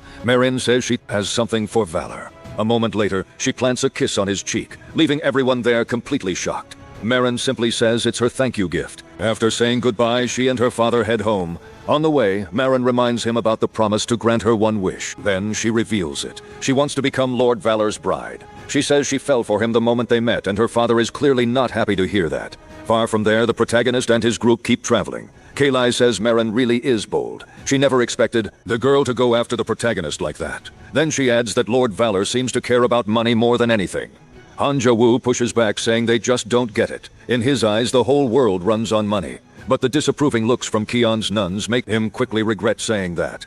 Luckily, a call from Cubalt interrupts the awkward moment. Cubalt heard Valor made it back from Grossglockner and is happy he survived. The protagonist says he's fine and still moving with the mission. Then Cubalt asks if the enemies have already left. His ravens notice the move right away, which is why he's calling now. The report just came in. Han Wu is impressed by the speed and asks what he learned. Cubalt says everything is playing out just like Valor expected. The enemy really did leave for the capital this morning and they looked furious. The protagonist admits he helped cause that, then hints that even more surprises are waiting for them. Cubalt also mentions that Roland, the Rose Damines, is in the capital right now. Hearing that, the protagonist asks him to spread a rumor there. Cubalt says MC Joe is as careful as ever, and MC answers that this is exactly what their alliance is for. Cubalt agrees and says he'll make sure he is rewarded, but then tries to end the call. The protagonist teases him for getting so flustered. Cubalt just says he'll trust him and hangs up. Afterward, the protagonist realizes he may have said something a little too embarrassing. Callian is surprised that he talks so casually with Cubalt of Plusson and realizes his network is much bigger than she thought. Then the protagonist says he's just come up with an idea. Blushing, Cologne asks why he's looking at her like that. Han Wu tells her she just needs to do one thing for the sake of the group. Sometime later in Vienna, the Empire's capital, people are already buzzing with rumors. They say Kaimar's daughter has come to the city and that Ajash killed her father only to be killed by her in the end. Some even claim she used her family's secret technique on him. On top of that, everyone keeps talking about how unbelievably beautiful she is. Into all that gossip, the protagonist carriage rolls in and the crowd instantly assumes the rider inside is Kmard's daughter. Embarrassed, Kalon asks if this is really needed, but he gives her a firm yes. Her face is one of their best weapons. Cologne shoots back that the only weapons she knows are swords and axes. He tells her someone wearing a dress that beautiful shouldn't talk so rough. She admits she hates this attention and feels awkward with everyone watching, especially since she doesn't even know proper noble manners. Panja tells her it's simple. Rest one hand lightly against your cheek and place the other over your folded knees. Then put on the most charming look you can manage. If she does that, he'll handle the rest. Annoyed, Cologne reminds him she's a commander, someone who wears armor, not dresses. Acting like this would ruin the image she's built as a leader. The protagonist calmly says she's free to leave the team and go her own way. But if she wants to stay, she has to follow his rules. Backed into a corner, Callian gives in. She follows his directions and lifts one hand to her cheek while setting the other over her folded knees. Then comes the part that matters most. She puts on a soft, enchanting look that shows off her stunning beauty. The second people see her, they're speechless. Even though she's dying of embarrassment, Keon holds the pose. Before long, men all across the city are praising her, and the strength of that reaction leaves Cologne genuinely shaken. Not far away, Roland gathers her servants together. She says an extremely important guest is coming and regrets that they aren't receiving this person in her Rose Palace, because to her, this guest matters more than the Emperor, more than any demon lord. So she orders everyone to do their best. The chefs must prepare the finest meal of their lives, and the maids must make the place cleaner and lovelier than even the Rose Palace. When an attendant says the guest is almost here, Rin urges everyone to give it everything they have. She calls it the most important day of her life. Privately, she thinks she's doing all of this for her Lord Shamar's. Roland's beauty and voice charmed every man who met her, making other demons jealous. But there was much more to her than that. She used words like weapons, and through diplomacy she helped turn Roserant into a powerful nation. That's why people called her the Bride of Roserant. But almost no one knew the truth behind that title. Long ago she went to Shamar and confessed that he was the only person she could open her heart to. Believing her feelings would never change, she begged him to accept her. Then little Cologne interrupted and asked her father who the beautiful lady was. He simply answered that she was a colleague. Kian then offered Roland a gift, saying she had made it with her uncle Ajash. "Because you're so pretty," she said, "I'll give you the best cookies I made." At that moment, Roland understood why Kamar had turned her down. His heart already belonged to someone else. After that, she asked Princess Kalan if one day the girl might name a castle for her. She said it would be a great honor if Lady Kone chose the name. Moved by Roland's beauty, the princess gave her one. Roland loved it, and later built a grand castle using the name the princess chose. Now in the present, Roland and Kalyan finally meet again. With Lord Timar's gone, she said the first thing she wanted was to meet his only living relative, his daughter. Then she dropped to one knee before the princess. Kian was clearly taken in by how much had been prepared for her. Roland let out a small sigh. If this were the Rose Palace, she said she could have served something even grander, but Cleon told her this was already more than enough. Roland also thanked Lord Valor for bringing back the princess everyone thought had died. She added that Count Nederbaran had told her Valor always finds strange ways through impossible situations. She even brought up the odd link between the two of them. Han quickly changed the subject. Roland sounded disappointed. She does love a good romance. Still, she gave in and said they could talk business. The protagonist then explained why he had really come to pass along a message from Philip, the Elector of Steel. Roland was relieved to hear Philip was alive, but at once asked if she could meet him herself. Han shook his head. Sadly, Philip isn't well enough to see anyone right now. Hearing that Roland told him to get to the point, MC delivered Philip's words. He can't move openly for now. So he is named Valorstead. Valor his stand-in with full authority, and he asks for your help, Roland, to recover the pulse soon. Even if I have to bend the truth, he thinks I need Roland on my side, since Margarita was cursed by he who squats in the grave. Pez is clearly getting help from the Great Lord too. Margarita alone won't be enough to stop him, and I can't kill someone protected by the Great Lord myself. That's why bringing Roland in matters so much. With her help I can crush Pesmit. After that, Han finished Philip's message. Roland had listened closely to every word. Then she said she'd agree on one condition. She pointed out that Lord Valor should already know the trouble she's dealing with. The protagonist understood she meant the economic blockade, so Roland pressed him. If Lord Valor truly speaks for His Highness, then the Emperor can't just brush aside your words.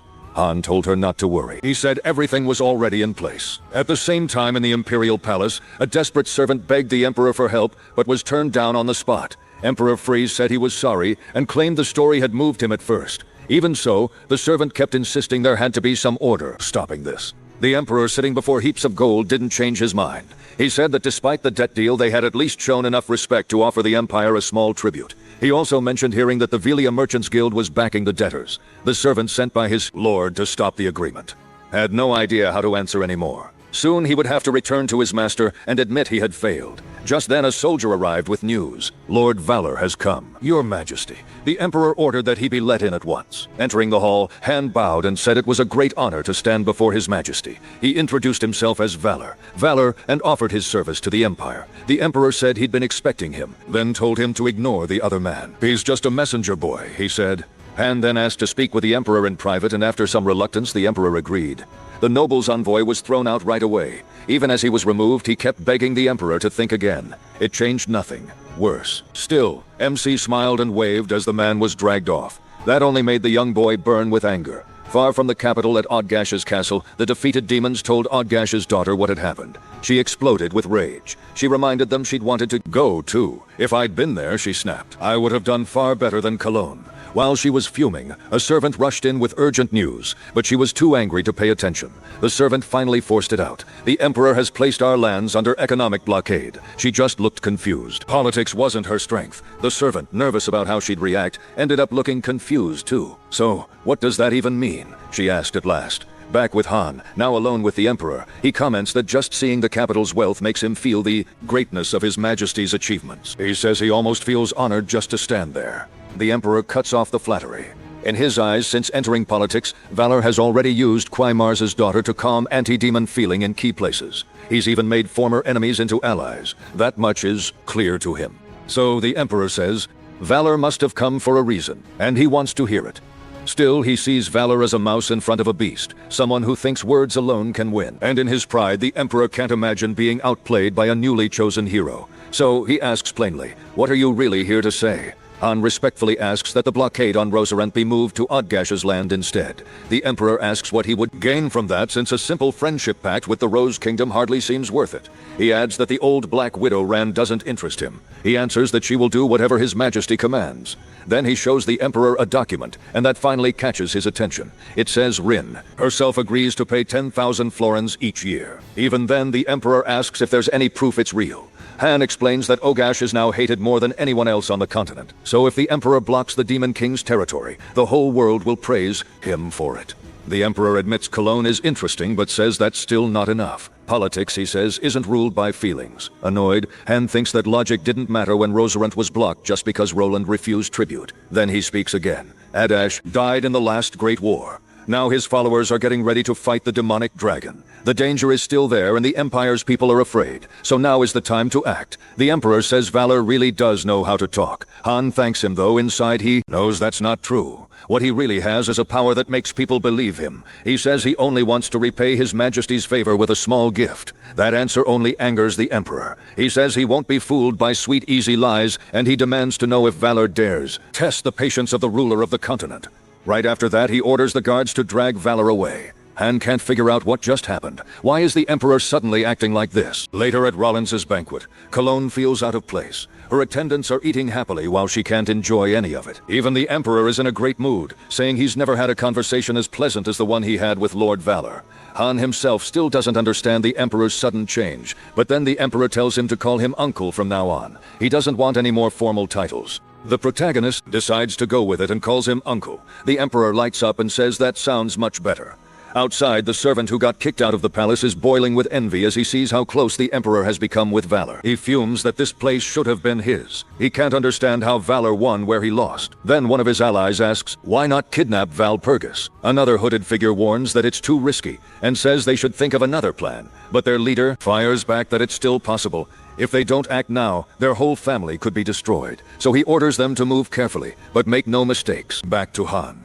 He finally makes it to his room, worn out. Callaghan tells him that's what happens when he drinks every cup put in front of him. MC laughs it off and calls it socializing.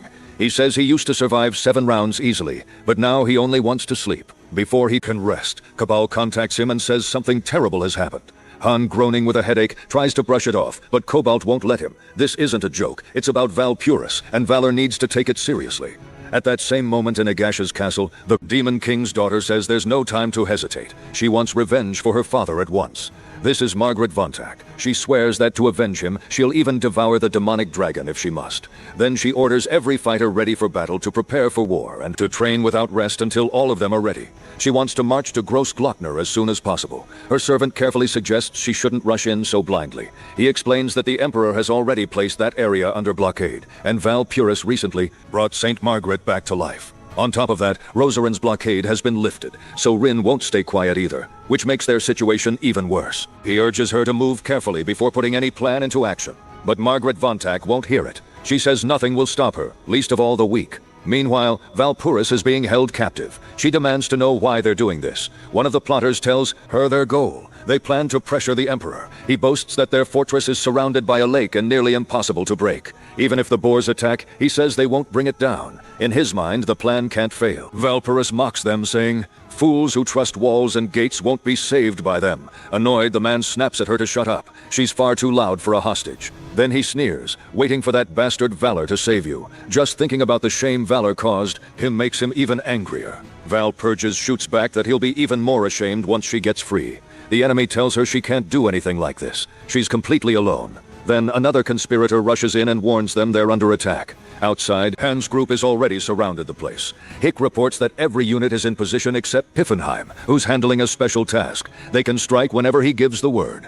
Even Kurak asks if he should join the attack. The protagonist tells everyone to be quiet. Their mission is to rescue Valpurgis and wipe out Ritter. They've gone too far. He says he would have ignored them if they just stayed out of the way, but now he'll finish this hunt to the end. They launch the assault right away. The protagonist tells Hex to take one side while he takes the other. Kurak begs to stay with his master. Hex cuts in and says they're moving together, including the protagonist. So, the protagonist sends Kurak with Hexix and one of the sisters. Kurak hates that plan. Hex scares him. Han lets out a sigh. There's no time to babysit cowards. They need to move now. Inside the prison room, the kidnappers watch the battle outside. The leader's anger spikes the moment he spots the protagonist, still obsessed with payback. He grabs a sword and imagines what he'll do once he finds him. Just thinking about it makes him happy, and he rushes straight at his target. The richer leader orders the others not to leave their ally fighting alone. Valkyrie realizes the protagonist came for her, and one thought hits her right away. He always saves her. Ever since they first met, he's been there for her.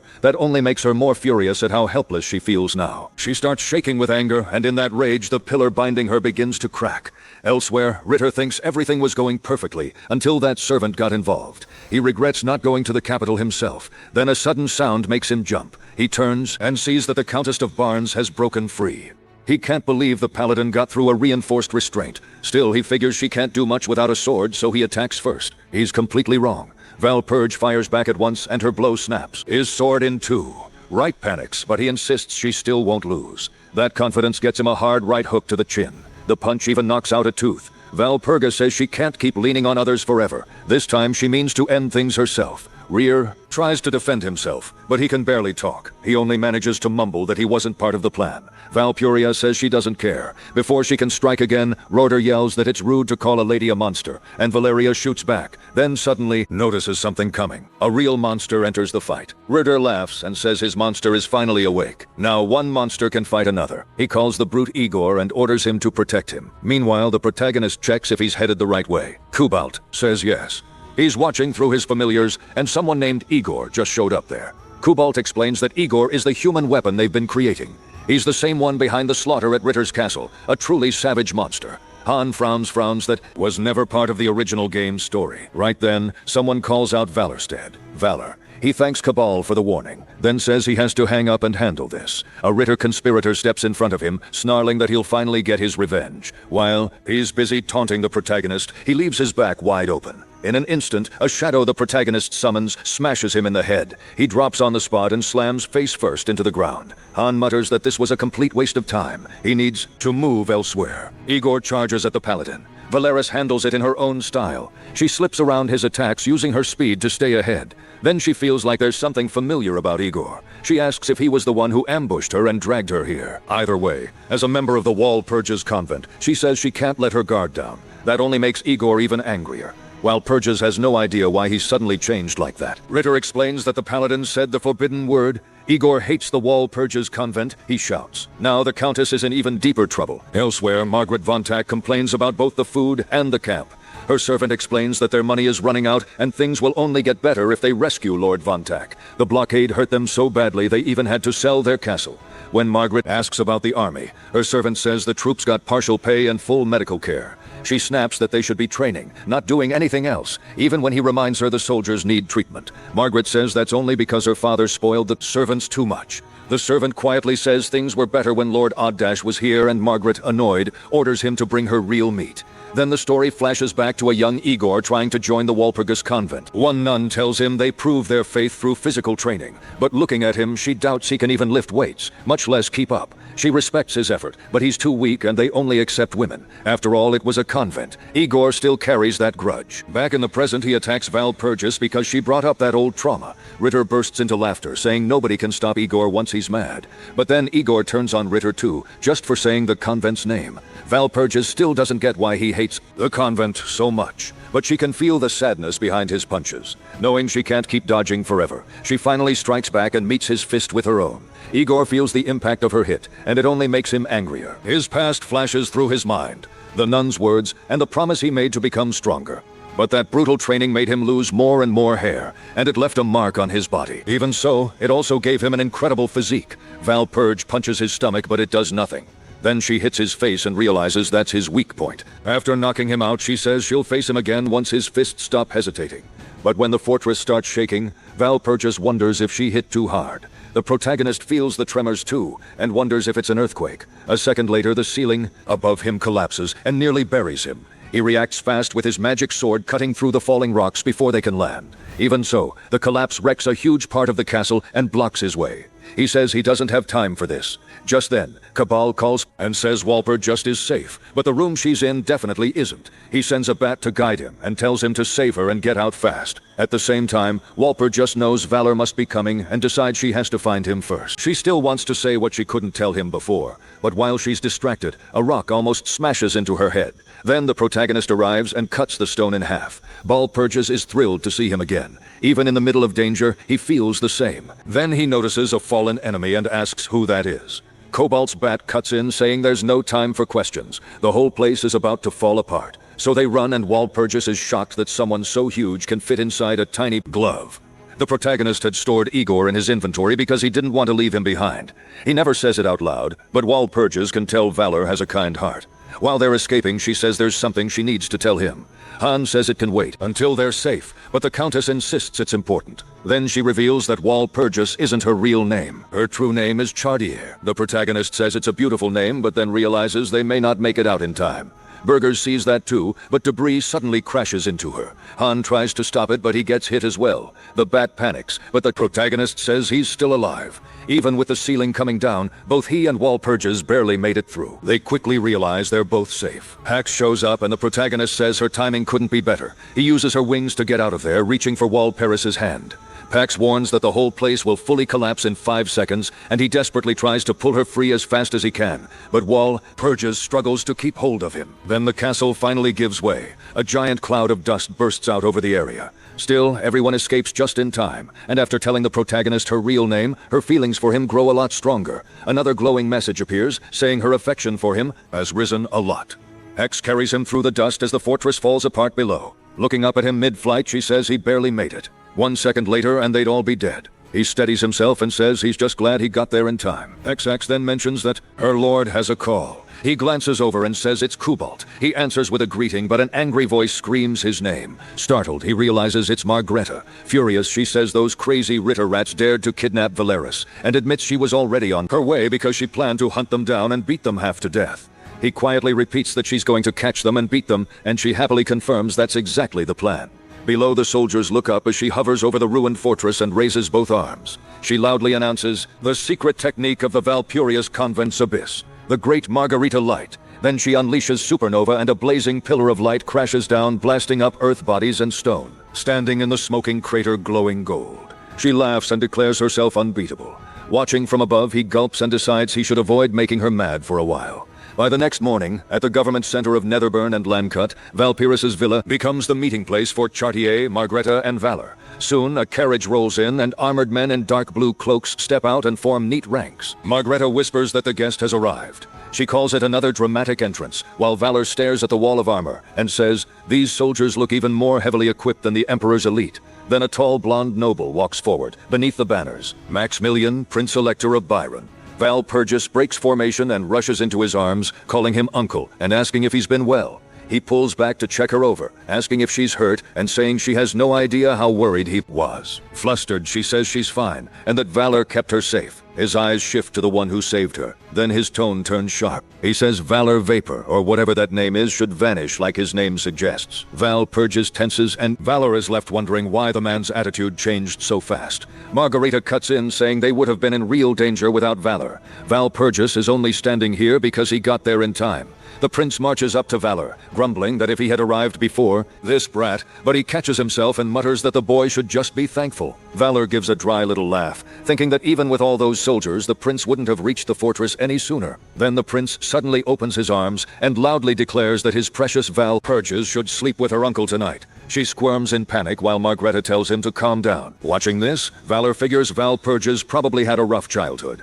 Once the formal mood returns, the prince announces that Valor will be need for his great service and ordered to protect Valparis with complete loyalty. Valor bows and accepts with thanks. Later, as he walks through the cathedral, he thinks over what happened.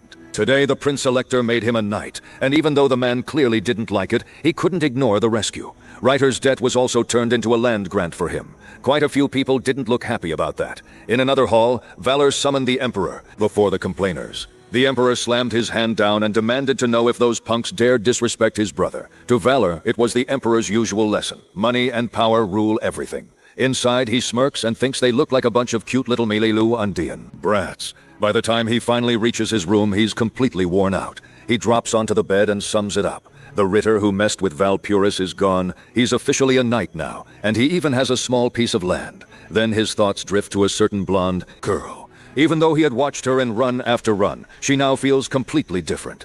His door suddenly flies open and the blue-haired Princess Cologne storms in. He blurts out her name just as she points at him, lips shaking. She demands to know how he could do this. He told her to follow him, then disappeared. What was she supposed to do after that? Valor quickly raises both hands and tells her to calm down. Then Roland steps in and gently tells Princess Cologne to back off for now. Settle herself and try again later. Cologne blinks and asks if settle herself means more training. She says Auge already made her train plenty, and Roland waves that off, saying she means a different kind of calm. A moment later, the princess turns red and finally settles down. Then she declares she'll let this go for now, and orders Valor to answer when she calls for him. Roland lets out a cheerful little laugh as she leaves. Valor rubs his temple, wondering what Roland whispered, and admits she really saved him there. Then a calm voice points out that disappearing from the capital without a word would shock anyone. He yawns and says he just wants to sleep. Then, someone softly calls his name. The voice comes from the balcony. He turns and sees Chartier waiting there. She tilts her head and asks if he'll take a walk with her. Caught off guard, he warms up right away and says they should go now. As they walk under the moon, he brushes off his sleeves and says the whole day was total chaos. She agrees it really was. After a glance at her, he brings up Valeris and says that name was an alias. Chartier nods and explains that strictly speaking, it's her baptism name. She adds that the festival for the goddess Valpersia is called Valpurgis. He says that explains why it sounded like the goddess of compassion. In his head, he runs through this world's gods. Rugen is justice. Valperga is compassion. Orbina rules nature and life. Mera rules light. And Aquila rules time and space. Since she serves Valperga's convent, he works up the nerve and says Chartier is a beautiful name. She blushes surprised, then softly tells him that's fine. He thinks it fits her perfectly, and she leans in to say he may use it when they're alone. At that, he pumps his fist to himself and says he understands, only in private. He grins inside, thinking that at this rate, maybe they might even an actual kiss. A red pillar suddenly slams down in front of them with a thunderous crash. He spins at once and shields Chartier. A red-horned dragon woman lands in the smoking impact point, staring straight at him and says, Valor is coming with her now. All he can think is how awful his luck is. At the same time, Margaret Vantash's voice rings across the grounds, calling everyone to gather. Demons and monsters pour out from the hedges into the open area, hands on her hips. She glares at the messy group and demands to know why they're all in their underwear. A slime answers that they have no money. When she argues they sold the castle, he says, the money is delayed because of the economic blockade. She cuts him off and tells them that's enough. Just fix it. Then she jerks a thumb behind her and announces that their next destination is the lair of the demonic dragon. Gross Glockner. Grinning wide, she raises a fist and shouts that they should fear nothing and eat anything that moves because the demonic dragon is hers. Meanwhile, as Shubi carries him through the night sky, Valor finally snaps. She asks if he's gone off on some reckless rampage again, and he instantly denies it. Through clenched teeth, he says a disaster this huge should be handled by people way above his level. She refuses that answer and says only he can deal with what's happening. Then the red dragon woman brings him down onto broken stone. She folds her wings behind her, facing her across the ruined ground. He asks what she's trying to do here. She narrows her eyes, still focused on the strange power that rose from him a moment ago. To herself. She thinks he's crafty enough to even play with Agash. Old memories keep surfacing, and what she saw long ago convinces her it can only be him. She steps closer, then presses a finger to his forehead. He flinches and demands to know what she is. Calmly, she asks if he can hear her voice. He says yes, clearly. She replies that that's good, and declares that from this moment on, they will form a pact called a soul oath. He repeats the strange term in disbelief and asks what that even means. She explains that they must put up their souls as collateral to protect each other's secrets. For a pact like this, she adds, they need a dangerous being as witness. He repeats that part and asks what kind of dangerous being she means. Then wonders if she plans to call the Grand Lord of Darkness. One look at her face tells him he guessed right. That makes him careful. Last time he dealt with Margarita, he only lived because she had an angel's heart. So what chance does he have now? Raising a hand, he asks what happens if he refuses. She repeats the word refuse, and purple power swells around her. The pressure slams into him, and he braces himself, annoyed. He thinks she really should try talking before using force. Then he cuts in and says he has one condition. If they're doing this, the terms will come from him. She agrees right away. He freezes, stunned, and asks why she's accepting so easily. After coughing and steadying himself, he says he likes people who are direct. Besides, a dragon's promise is supposed to be the most trustworthy vow there is. A slow smile forms on his lips as he realizes this deal might actually be interesting. The dragon woman lifts a hand to her mouth and says she'll first offer her thanks. Her eyes harden with resolve as she says they should begin. Black-violet power crashes down between them and the air roars as the ritual takes hold. Valor doubles over under the darkness, pressing in. Through gritted teeth, he says it feels like his mind is being ripped away. The red dragon snarls at him to focus and keep his thoughts together, warning that this place is closer to the afterlife than the world of the living. Through the blur, a blue system window appears, saying the player's soul is protected.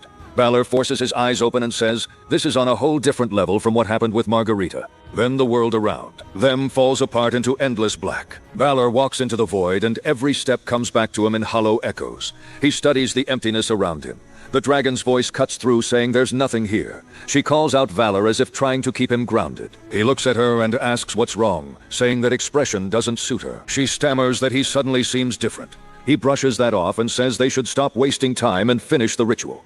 She agrees, then turns away, sets her stance, and starts the invocation. She calls to a being darker than darkness and deeper than the abyss. Then she says, a small, insignificant being humbly seeks an audience and calls on the great boiling abyss. Silence answers. Valor hesitates and asks if that was it. She immediately says, someone is coming. A ripple spreads through the black like disturbed water, opening into a growing vortex. From its center, a woman slowly rises, covered in shadow. Her long dark hair hangs over her shoulders, and she calmly adjusts a round lens on a chain, her face unreadable, as if she'd been there the whole time. She notes that a dragon and a human are standing before her. The dragon tenses up and quickly greets the Grand Lord. She tries to explain why they came, but the Grand Lord cuts her off and says they're here to make a pact. Valor flinches. He asks how she knows. The answer is simple. She just does. With a faint smile, the Grand Lord says nothing can be hidden from her. That includes Valor's plan to use what he knows about the 7 demon couple as leverage. Valor says that only helps move things along, then bluntly tells her to grant their request. Shy cries out, shocked by how rude he's being. The Grand Lord just watches, now clearly interested. Shy blurts out that this is the Grand Lord of Darkness. Valor tells her to wait. Amused, the Grand Lord calls him interesting. Then she agrees. She'll make the pact and even give him a small gift. As her power settles over them, she adds that Valor can't handle 3 sponsors right now. He freezes and repeats the number, stunned. In his head, he insists that he should only have the sponsorship of the one crouching in the grave.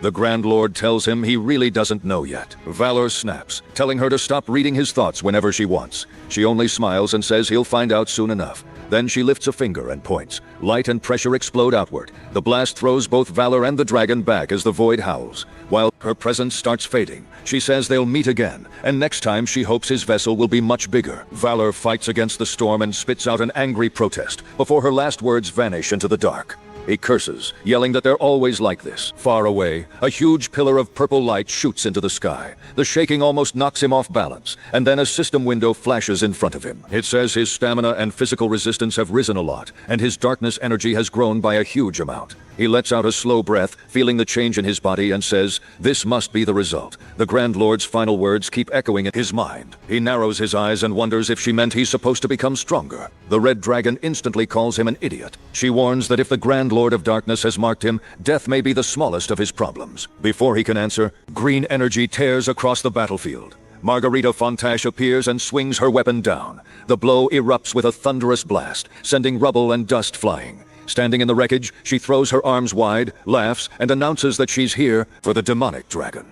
Valor stares and asks who she even is. The dragon, just as confused, says she has no idea. The horned woman points at them and orders the demonic dragon to come down at once. She keeps roaring for the dragon to fight her, laughing the whole time. Margarita Fontache has arrived full of rage, but she still sounds thrilled. Laughing again, she shouts the dragon's name, Schwartz Tofu. She declares that she's here to avenge her pig-headed father. Valor, completely flat, tells Shui to deal with her. Shui blurts out in disbelief, stunned that he'd say that so casually. At the same time, the Grand Lord's warning comes back to him. The gift alone could be deadly just to receive. Shui spreads her arms and says her body is already in terrible shape. Frustrated, Valor says he doesn't know what else to do because she's worn out too and can barely summon even one undead now. Shui clicks her tongue and mutters that this wouldn't be happening if he hadn't done something so stupid earlier. Another system notice appears because of the gift of the boiling abyss. His HP has temporarily dropped below 10. His eyes widen. A second message says that thanks to the rise in darkness energy, he can now turn an even higher ranked darkness being into an undead. He immediately thinks of Philip, and a dangerous idea forms. Lightning slams into the ground. A red warning says the target is a higher dimensional life form, and another warns that summoning it may put the player's life in danger. Even with blood at the corner of his mouth, Balor smiles. Right now, the only real backing he can count on is the Gravekeeper. He still doesn't know anything about the other sponsor, yet somehow 3 Transcendents have taken notice of him. His face hardens. He refuses to let this break him, even as the life-threatening warning keeps flashing. He points forward and says that if that's how this works, they might as well line up 10 more sponsors too. Far above, the Grand Lord watches in silence. Her fingers rest near her lips, amusement flickering in her eyes. Electric light bursts around Margarita as the summoning starts. She braces while her remaining followers gather behind her. Their eyes sharpen with tension as purple shadows ripple together and form a huge shape. The darkness crackles, and then a blond man in ornate armor appears inside a storm of violet aura and lightning. It's Philip, standing like he doesn't belong in this world. Valor steps forward and tells Philip to quit posing and move. A faint purple glow lights Philip's eyes. The air around him twists as dark violet wisps coil off him. Valor tilts his head, almost amused, and gathers darkness in his palm. A blue message flashes. He has overpowered the soul of Philip the electric steel. Philip chokes on his shock as the force clamps down, veins bulging at his temples. Philip snarls that he'll kill Valor. Valor calmly presses a hand to his chest and tells him to go ahead and try. Behind them, Margarita points and mocks him for thinking one undead can face her. Then she pauses, her eyes sharpening as she feels Philip's presence. A furious voice erupts, calling Valor an insolent brat. Margarita's side rushes in, huge fighters and a snarling beast charging together. Philip lifts his blade and black lunar energy wraps around it. He unleashes the first form of his sword art, then chains more crescent strikes after it. Purple arcs tear across the full battlefield, ripping through the attackers and leaving only shredded remains. Philip lowers his sword and coldly calls them vermin. Margarita goes still for 1 second, then flares with rage. She throws herself forward, screaming about his insolence, dropping from above with her weapon raised. She tries to crush him head-on. She slams in so hard that broken stone and debris burst into the air, calling him a rat. She pours green energy into another charge, screaming as a vertical spear of green power surges up. Philip answers with another lunar crescent. His dark slash cuts straight through her attack and tears it apart. Then he slips inside her range and lands a heavy hit that snaps her head to the side. As she staggers, he says she's just vermin, living off brute force. Margarita tries to steady herself, blood on her lips, but Philip hits her again. The blow crushes her posture and sends her skidding across the shattered ground. One of her companions panics and cries out for Lady Vontac from the side. Shui watches in silence before asking Valor if Philip really tore off the arm of the pulse selector. Valor says yes. A faint smile touches Philip's lips. Valor then remarks that kind of brutality fits vampires better. Margarita crashes down near the shaking green slime. The creature rushes over and anxiously asks if she's okay. Even bruised and bloodied, she insists this much is nothing. Philip walks toward them, his presence heavy. The slime urgently warns that the undead is too strong and begs her to retreat. Margarita forces herself back up, blood still on her mouth, and refuses. She snarls at those bastards killed all her subordinates, the very ones her pig-headed father left behind. Purple energy coils around her as she steadies her breathing. Jaw clenched, she decides she has to surpass her father. Philip closes in a flash of golden black, his blade and aura dropping like a falling star. A heavy, round-bodied armored follower jumps between them and urgently tells her to run. Margarita reaches for him, but Zaguro suddenly knocks her out and hands her to the slime.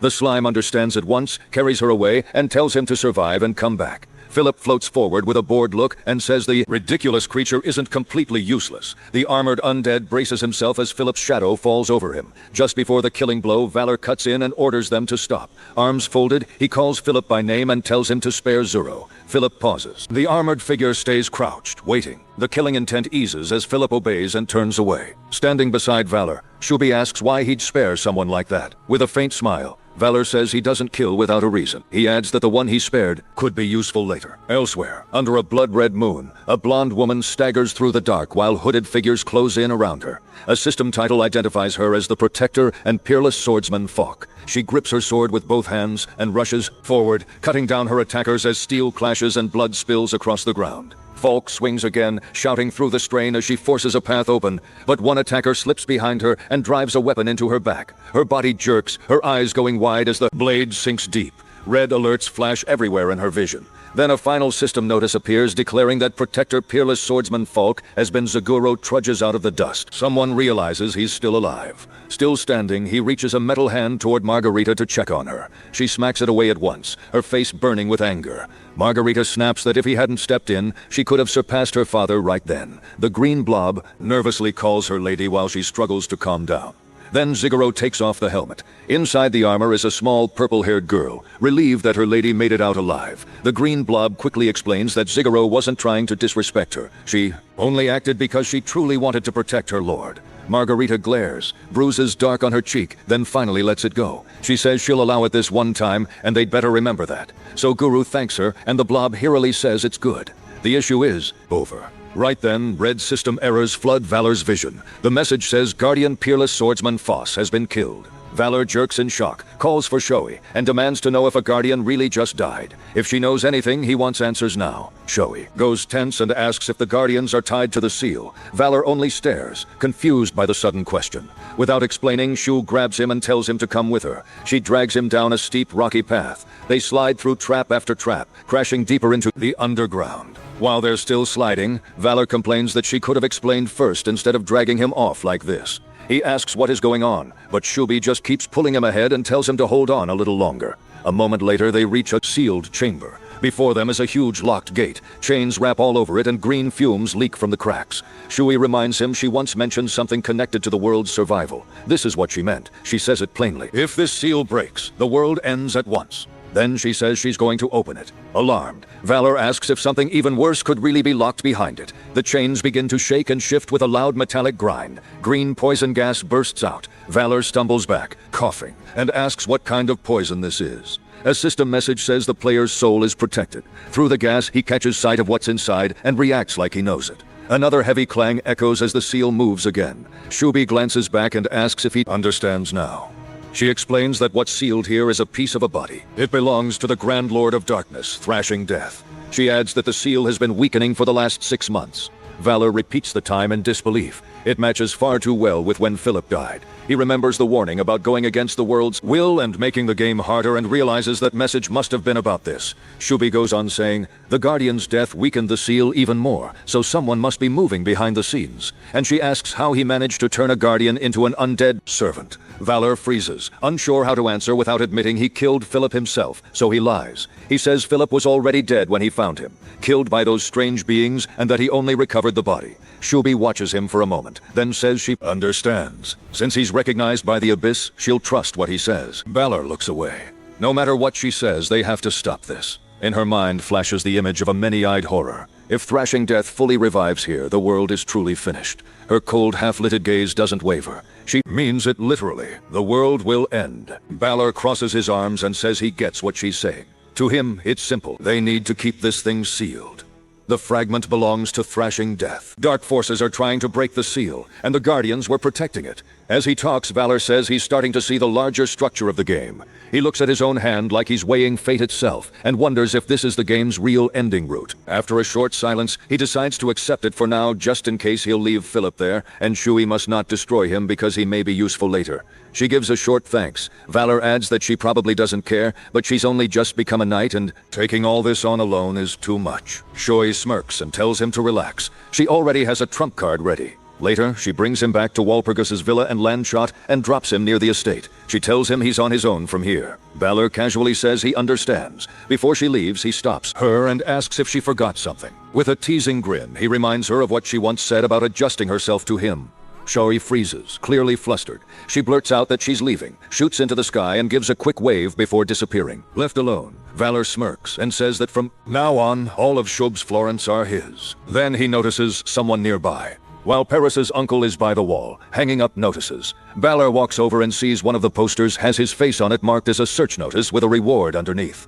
He stiffens in disbelief. Still trying to process it, he asks if Wal Paris thought he had gone missing and really put these up everywhere. Her uncle irritably says yes, that's exactly what happened, grumbling that all this effort was unnecessary. Before the uncle can keep going, W. Purchas rushes over and clings to Valor. Calling his name, he quietly repeats hers, clearly caught off guard. The uncle explodes, yelling at her to get off him and asking what she thinks she's doing in public. Then Margarita storms in and sharply tells the uncle to leave. Valor blurts out Mary's name in surprise. Mary warmly welcomes him back. She jokes that he even got along with a dragon, which is pretty impressive.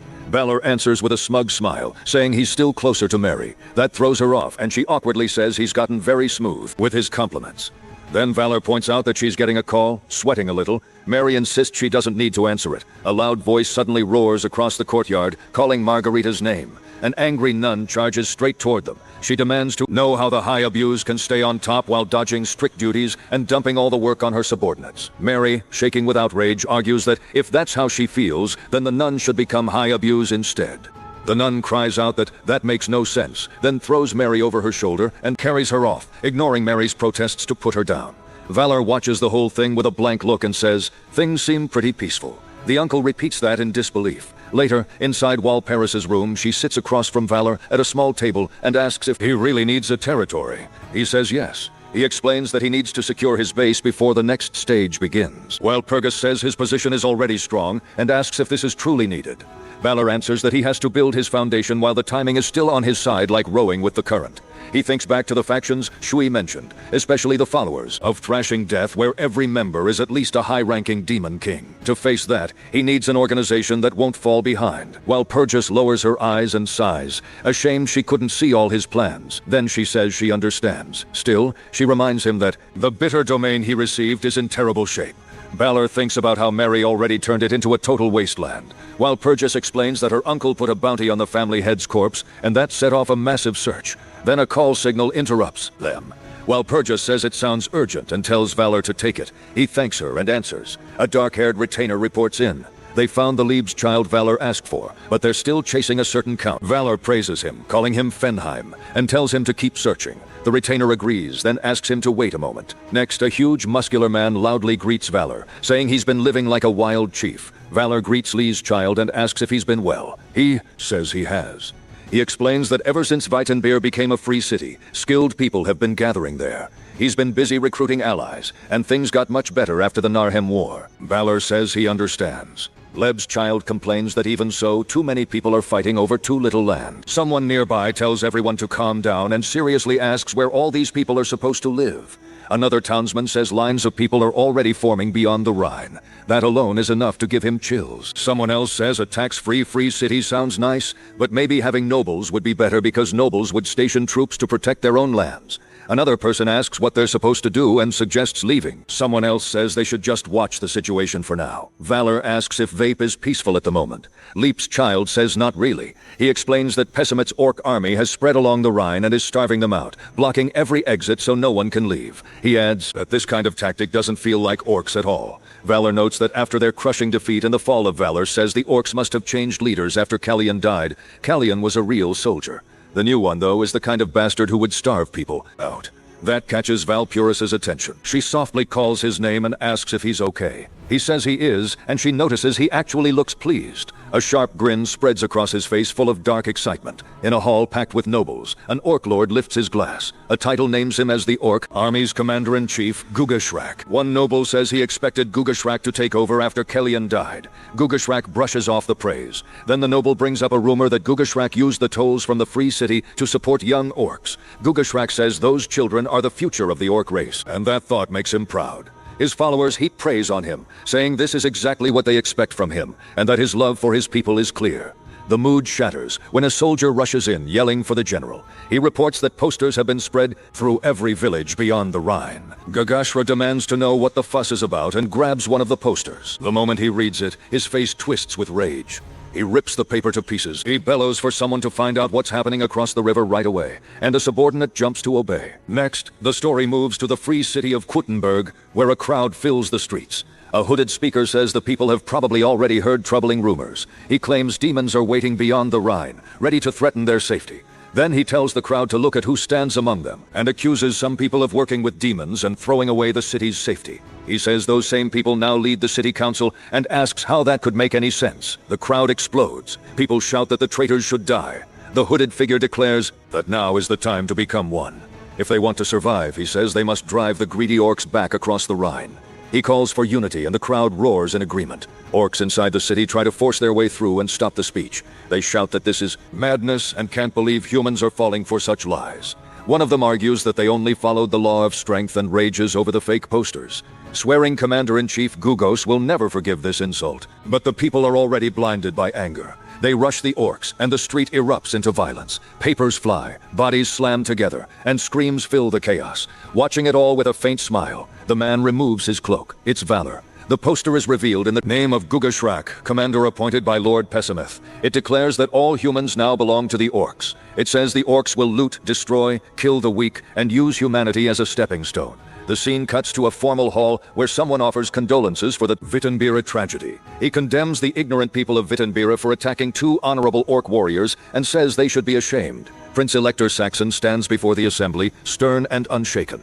A public notice spreads under the title Wittenbera Tragedy. It says that in year 20, the Prince Elector of Saxon, the Empire's highest-ranking figure in protocol, declared the people of Wittenbera shameful. It also makes the Empire's position clear. Wittenbera will be abandoned. Then the mood flips completely. Confetti falls as the crowd shouts Valor's name. Dressed for ceremony, he steps forward while voices cry, "Long lives, Sir Valor."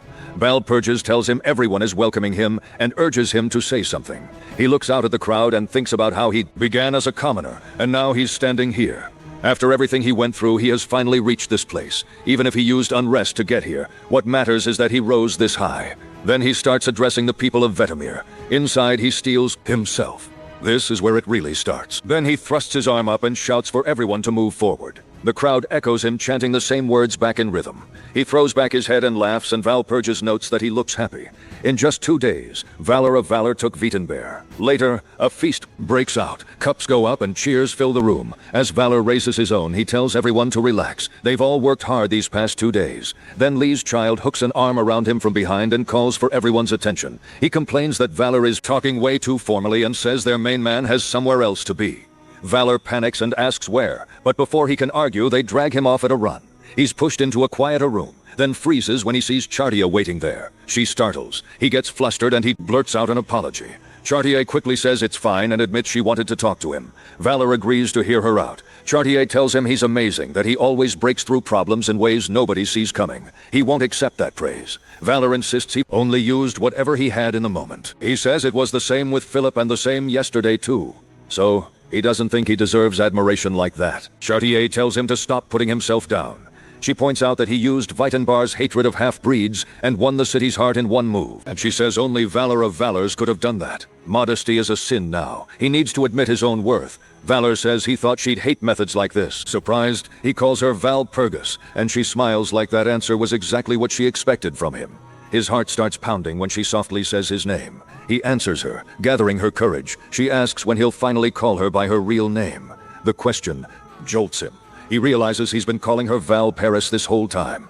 He struggles, then finally forces the words out. Her name is Chartier. Chartier turns bright red, then laughs and admits she's not used to hearing that from someone outside her family. Valor quickly tries to backpedal and says he'll just go back to calling her Valpurgis, but Chartier immediately shuts that down. Still blushing, she leans closer and tells him Chartier is fine. Now it's Valor's turn to blush. Before the moment can go any further, someone cuts in and says, "That's enough." Callan appears crouched down and sulking with her arms around her knees. A shocked voice blurts out her name, and Callan snaps that nobody even called for her on a day like this. She complains that her lord is too mean, way too mean. Valor jerks upright on the red sofa, sweating, still half sure this can't be real. He demands to know how she got here. A sharp heel clicks across the floor as another voice calmly answers that they brought her.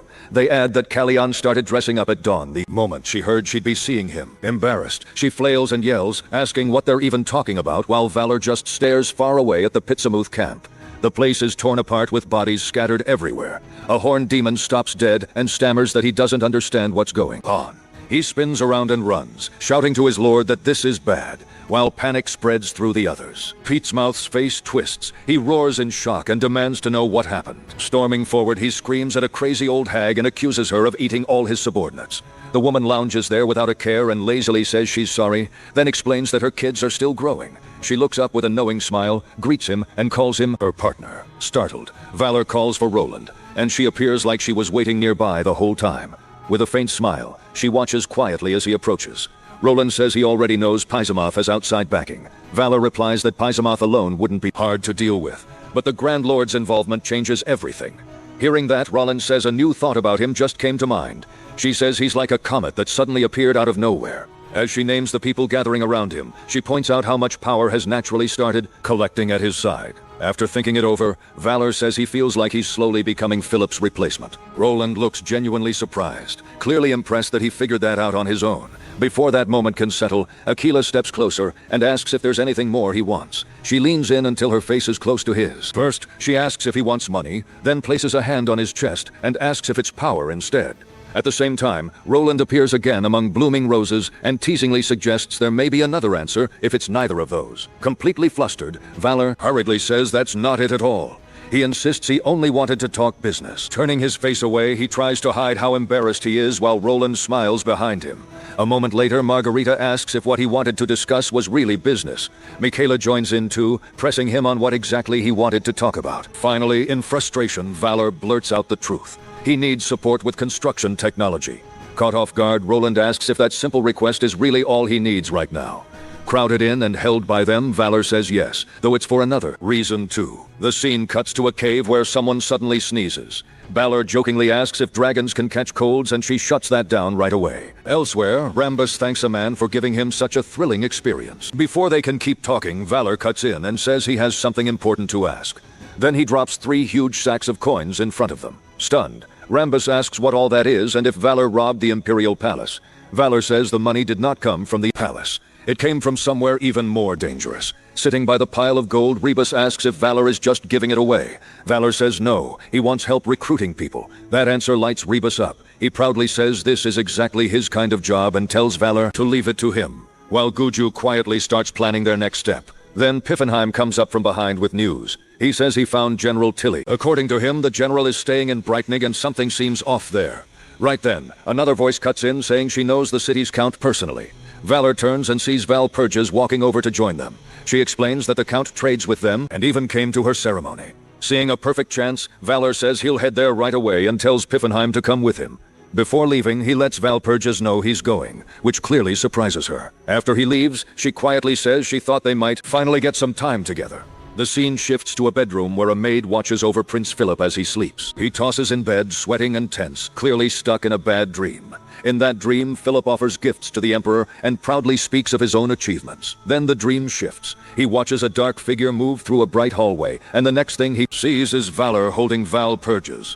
Valor declares that he rescued her from House Ritter. The Emperor then announces that Valor will be the next Prince-Elector, and Philip breaks down in despair as everything around him starts falling apart. Still in the nightmare, he screams Valor's name and sinks into endless darkness. Then suddenly jolts awake. He grabs the sheets in panic and knocks a glass to the floor. Grinding his teeth, he curses Valor as a weasel. He's completely consumed by anger. The scene changes again, and someone growls that this time Valor will finally die. A man yells that old Tilly is his and waves a club around. When Valor reaches a forest with Piffenheim, he asks if this is really the right place. Just then, a little boy shows up and asks if they came to see Grandpa Tilly. Smiling, the boy offers to lead them there, and Valor and Piffenheim trade a confused look before following. The child runs ahead and loudly announces that Grandpa Tilly has visitors. As they get closer, Valor is surprised when the old man greets him by name. But the second Valor tries to answer, the old man cuts him off and demands silence. Without warning, he yanks a giant fish out of the water. Seeing Valor's reaction, the old man laughs and says, "Someone so famous shouldn't be so jumpy." Then he gives Valor a sharp look and tells him to watch closely.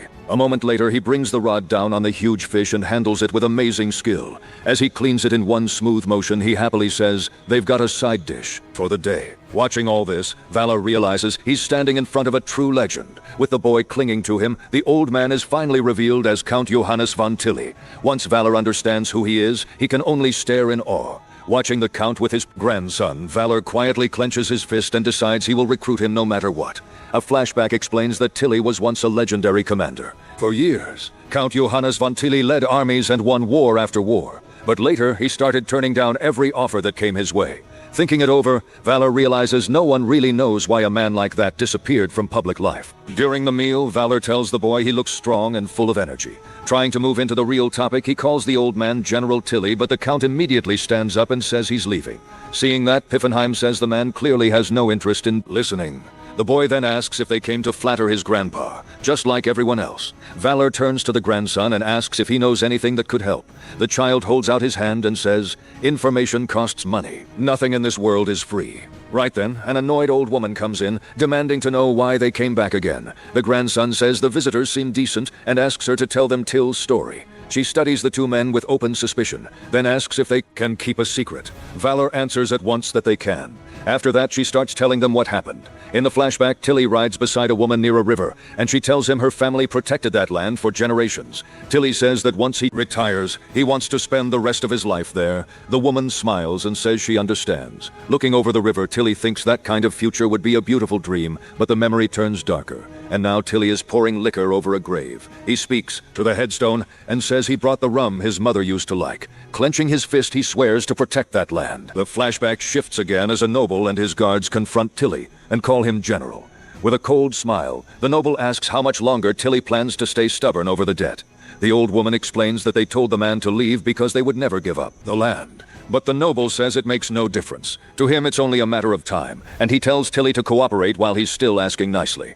Back in the present, Valor realizes this goes much deeper than he first thought. Then he smirks and says, debt actually makes this problem much easier to fix. The scene moves to a mansion where the Count of Brace stands on a balcony with a drink, bitter that the prince barely notices him anymore because of Valor. Then he comes up with an answer. He'll secure that land for the prince. At that exact moment, a maid rushes in and warns him that someone has broken into the estate. Then Valor appears right in front of him, making the Count scream his name in shock. Valor grabs him and mocks him as a spoiled mama's boy, leaving the Count totally baffled. Pointing at him, Valor says he isn't doing this just for himself. Hearing the noise, the maid decides to run out and warn the others. But before she can, Piffenheim appears in the doorway with a terrifying look. She freezes in place, staring at him in shock. As she's about to scream, he silences her and warns her not to make a sound.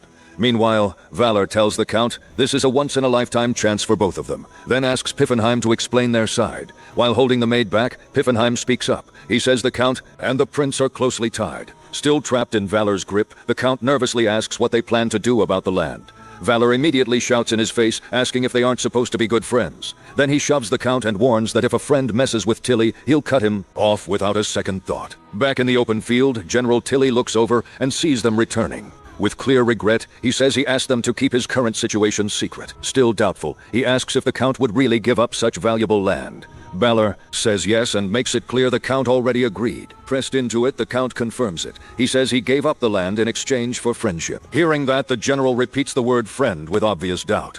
Throwing an arm around the Count, Valor cheerfully says they really are friends, and promises to say a good word for him. The grandson then tells Grandpa Tilly goodbye and wishes him a safe trip. He steps forward and says they don't need to worry about things there, while the old woman jokes that he's all worked up again and tells him to come back safe with a confident smile. Valor keeps his eyes on the old general. In the end, Tilly hugs his grandson and accepts the offer. Valor and Piffenheim celebrate with matching thumbs up. Then a system window pops up saying Count Breitnick has been added to the list, followed by another confirming Count Tilly was recruited too. Far beyond this world, a group sits around a grand dining table. One man asks if the newcomer's name was really Valor. The woman beside him says, the plan is interesting, even if it feels a little shallow. Another voice says the man may still be trustworthy, but a harsher voice slams the table and orders everyone to be quiet. That single interruption shuts the whole room down. At the head of the table, a woman folds her hands, looks over everyone there, and finally asks if they can begin.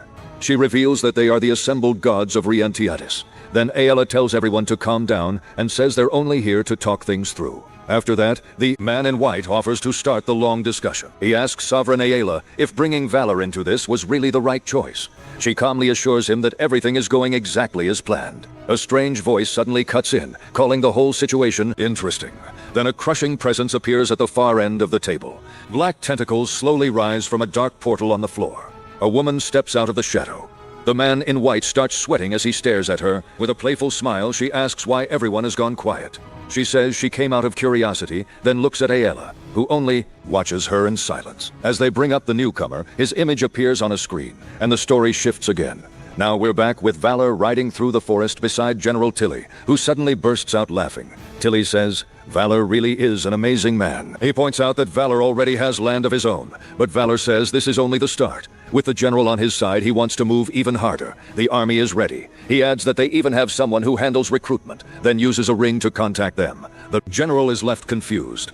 On the other end, Cobalt yells his name, and Valor knows right away who's calling. Annoyed by how urgent she sounds, Valor grumbles that something awful must have happened. Worried now, he asks if Pismood has invaded her territory. The story jumps to Rosarin, where the Empire's army is fighting Roland's forces. In the middle of the battle, she stands her ground beside one of her subordinates. A soldier reports that the enemy push has been stopped for now, giving them a little breathing room. Hearing that, Roland feels a brief moment of relief. Then another soldier says a message has come from Valor. Through the line, Valor asks if she's safe. She says she is and thanks him, clearly touched that he checked on her. Looking off into the distance, she says this whole mess feels strangely familiar. After scanning the battlefield, she says someone has to be pulling the strings and suspects Ammon is behind it. The story then moves to Ammon's territory, where her camp has been completely wrecked. The humans there are terrified. Then a hand covered in rings reaches into view and instantly grabs everyone's attention. It's Almond, and she says they need to prove Valor's value to her. She attacks a man trying to run back to camp, but before the blow lands, Rudd steps in and yells for the demons to stop. Two monsters rush him at once, threatening to kill the human for getting in the way. They close in while Rudd gets ready to fight back. But before they clash, Amund orders them to stop. After looking him over, she says he's worth more than her own servants. She offers to make him hers, and promises him great wealth. Robert questions the offer and asks what he would have to give up for it. Then he rejects her completely. He says he wants nothing from a demon. Right after that, he shouts for her to die and fires a sharp arrow straight at her. But the arrow suddenly stops before it can hit. A man freezes it in midair, then throws Rudd back with ease. Laughing, she mocks him, says his attack meant nothing, and tells him this is all he's capable of. He can only grit his teeth as the scene changes. Back with Valor, he slams his fist onto the table and curses Emmy and for showing up now of all times. Confused, General Tilly asks who this woman is. Valor sits down and explains that she's the craftiest of the Demon Kings. He remembers how she fights with huge numbers and layers of tricks that makes him say she's the most dangerous and the most annoying of them all. Suddenly, a servant rushes in with news that something terrible has happened at the river. Panicking, the servant says a huge amount of filth is flowing downstream. Valor quickly puts the pieces together if it's coming from upriver. Then Piffenheim finishes it for him. The source is the Val Purge convent. The convent is already in flames and falling apart. Its guards struggle to hold back a wave of monsters while Angela smashes into one demon with a heavy blow. Even though she's worn out, she refuses to back down. The monsters see her strength and hesitate instead of charging. Margarita notices they aren't attacking head-on. Realizing something is wrong, she tells everyone else to stay back and calls for Angela to retreat while she steps in herself. The soldier shouts that Lady Margarita has arrived. Nearby, one of the convent's knights is already down, and the sight of her fallen allies fills her with rage. Even then, the monsters keep watching and wait. At last, they surge forward and attack all at once. Margarita answers by saying her anger will become a storm of power. Then she unleashes a massive blast into the horde. The demons are blown away by the force. She gathers another sphere of energy in her hand, pours even more power into it, and throws it into the enemy ranks. Hovering above the battlefield, she watches the destruction below. Angela, exhausted, says that kind of power could wipe everything out. A huge explosion rips across the battlefield and swallows the area. Elsewhere, Ammon remarks that the wind suddenly got much louder. Goodswat congratulates her and says this place belongs to her now, calling her the Swamp Empress. Ammon, surrounded by water, she reveals herself as the Water Demon Queen. Seeing her power, he decides the only way to live is to join her side. Smiling, Ammon says she always planned to spread west and that she made an alliance in the name of independence. Floating above him, she coldly tells him that now he belongs nowhere. Goodwatch just laughs and praises how well she understands the tribes and their ties. Then in the next second, a sharp claw pierces a figure from behind. Caught off guard, Good demands to know what's going on. Still smiling, Ammon says useless things like pride are thrown away. Blood spills from his mouth as he stares at her in shock. She kicks him away and says only those who grab their chance get to survive. As he falls into a pit, he yells at her to stop talking nonsense. He struggles back up and orders his warriors to kill every water demon, but no one answers his desperate shouts. Calmly smiling, she orders her demons to devour them all. At once, one of the water demons starts changing. It turns into something even more grotesque. Back at the convent, Margarita prepares another attack. She forms a dense sphere of energy and fires it at one of the larger monsters. Watching from a distance, Angela can only cry out Maria's name. As her subordinates collapse around her, Margarita freezes for just a moment in the middle of the battlefield. Then Mari studies herself, gathers even more power, and faces the demons still standing, ready to keep fighting. Through the communicator, Valor asks if she's all right, and she says yes. Anger in her voice, Mary says they were used as bait and reveals that Amen is in the southwest. Even after that brutal fight, she forces a faint smile. She figures out the real target is the Orc tribe, then jokes that she's about to run out of snacks. Back in the room, the connection suddenly cuts and Valor anxiously calls out to Mary. Before he can say more, Ammon cuts in and mockingly apologizes for ruining the moment between them. Valor is shaken and demands to know who she is. She introduces herself as the Great Demon Queen. Valor asks why she attacked the convent. With open disgust, he asks if she really isn't afraid of the Empire. Amen laughs and says the Empire wouldn't care about a conflict this small. Then she throws the question back at him. Does he really think the Empire can stop her? Valor suddenly makes her an offer she could serve under him. Sounding almost thrilled, she says, doing that together sounds wonderful. Then Valor smashes the table apart in a burst of rage, staring at her with fury. He tells her to go straight to hell. She only laughs and says he's cute for knowing exactly what to say. The scene shifts again as Valor slams his fist down and asks Piffenheim for an update on recruitment. Right then, the door flies open and Tilly rushes in, shouting his name. Mary comes in right after him and says she lost contact, so she ran here right away. The second she sees Tilly, she says it's been a long time. Then she turns to Valor and urgently asks what happened. He just stares at her in silence while she starts reporting. Elsewhere, the Brotherhood's building stands under the night sky. Mary angrily says, Amen sealed away the lake's water dragon. She explains that the dragon had been keeping the water demons in check this whole time. It was also the one overseeing the others, including Amandamo. Mary adds that the pollution got this bad because of Amandol's actions. Then she asks if the Emperor's side plans to do nothing but watch. Balor decides they'll have to deal with this problem on their own somehow. Then he asks Mary if she ran off again just to come here.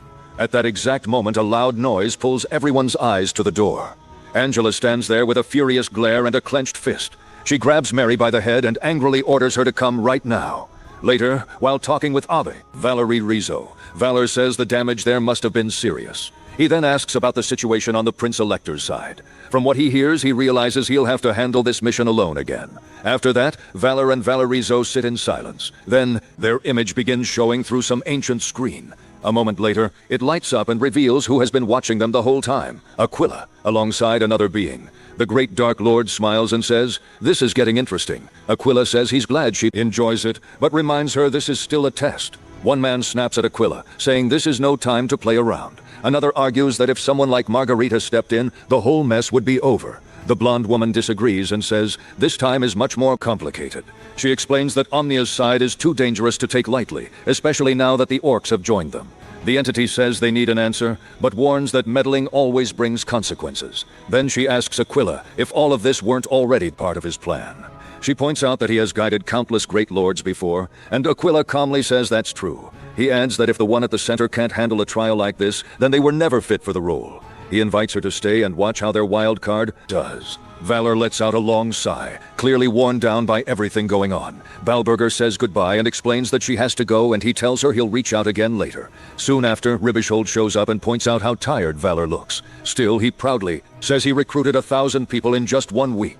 Even so, Valor warns that they're still in a terrible spot. Confused, Ribishu stops and tries to think of a solution. He suggests they move to the next city, but Valor says that's not the real issue. He gestures as he explains that the problem is much bigger than that. Then he suddenly pauses, and a new idea hits him.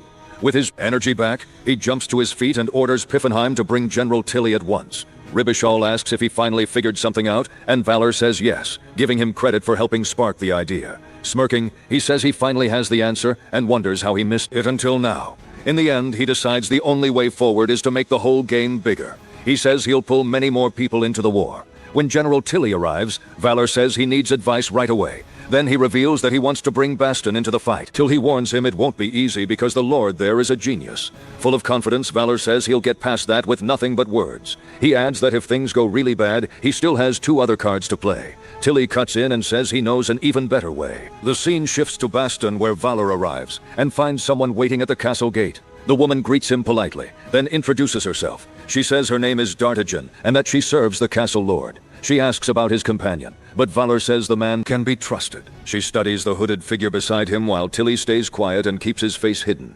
After a moment, she seems to get it and lets them both in. Once they reach the office, they wait for the Lord to start. Mentioning the letter, Valor says he heard the castle has been having trouble. When tea is served, the real talk begins. Introducing himself, Richelieu says it's an honor to meet the man everyone has been talking about, Valor. He adds that Valor's name has spread far. Then lifting his cup, he gives his answer right away. He flatly refuses to cooperate. He says Valor is nothing more than a mercenary from the countryside. Worse, his methods are built on threats and pressure. To make things even harder, Richelieu brings up the rumors that Valor allied with a demonic dragon. Explaining himself, he says the pressure on him leaves no room for another choice. The hooded man agrees with that call and praises the young lord for seeing the situation clearly. Then, with a small smile, he speaks to Relu directly and pulls all his focus. When he removes his hood, the lord is left speechless, stunned. Relo asks if he really is General Tilly. Laughing at his reaction, Tilly says he moved to this area a while ago. Still unsure, Richelieu asks if everything he just heard is true. Tilly says yes and adds that Valor is far more trustworthy than he first looks. To Richelieu's surprise, Tilly says Baston is like a second home to him. His face turns serious as he explains how deep his ties to the place really are.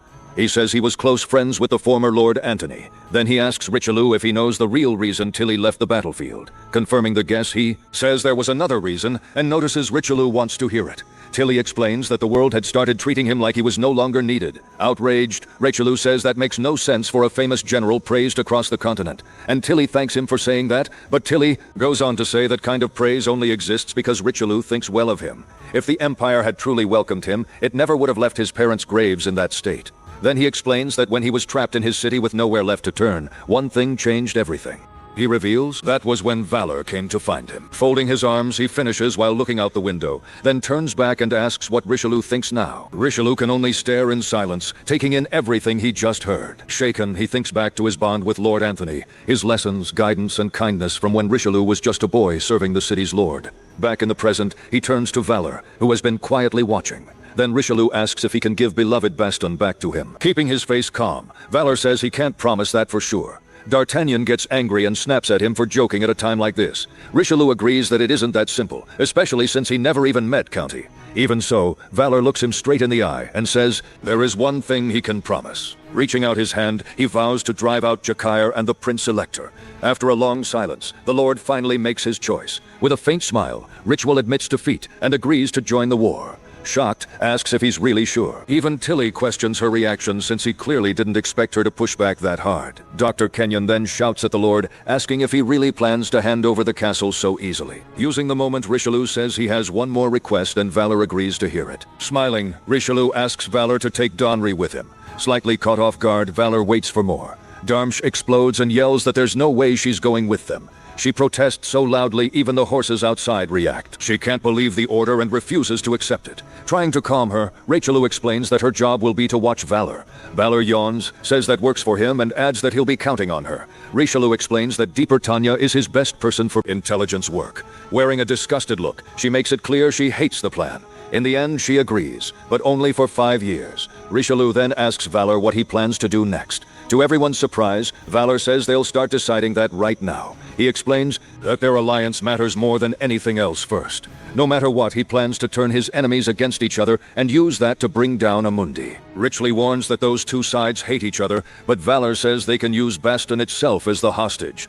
Watching the talk, Tilly says it would all be easier if the heirs were in charge instead. Not getting what he means, Valor asks Tilly to explain. Tilly says the heirs are a famous couple known all across the continent. As soon as Valor hears that, he realizes this could be the perfect opening for his plan. The scene changes. A guard points down and says the woman is Princess Julia. Getting her wires ready, Deriton tells the princess to run the second she gives the sign. With firm resolve, Julia nods and gets ready to move. Without a moment of doubt, D'Artagnan jumps in and attacks the enemies all at once. Using her wires with amazing skill, she cuts a path through the crowd, blocking them. Then she shouts that it's time to go. The two sprint down the hall and escape, leaving their enemies behind.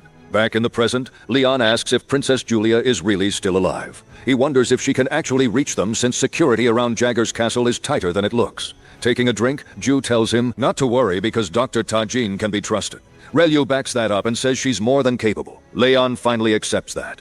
Watching from the side, Richelieu says Ju is a strange man. It bothers him how Ju already seems to understand Dr. Tagining almost as well as he does. Then two figures appear and Ju says they finally made it. As soon as Princess Julia enters, she cries out Leon's name and he calls back to her with the same joy and relief. The two rush to each other and embrace tightly. Leon asks if the trip scared her, but Julia says no. Pointing at Duca Pointy, she explains that the woman brought her here safely.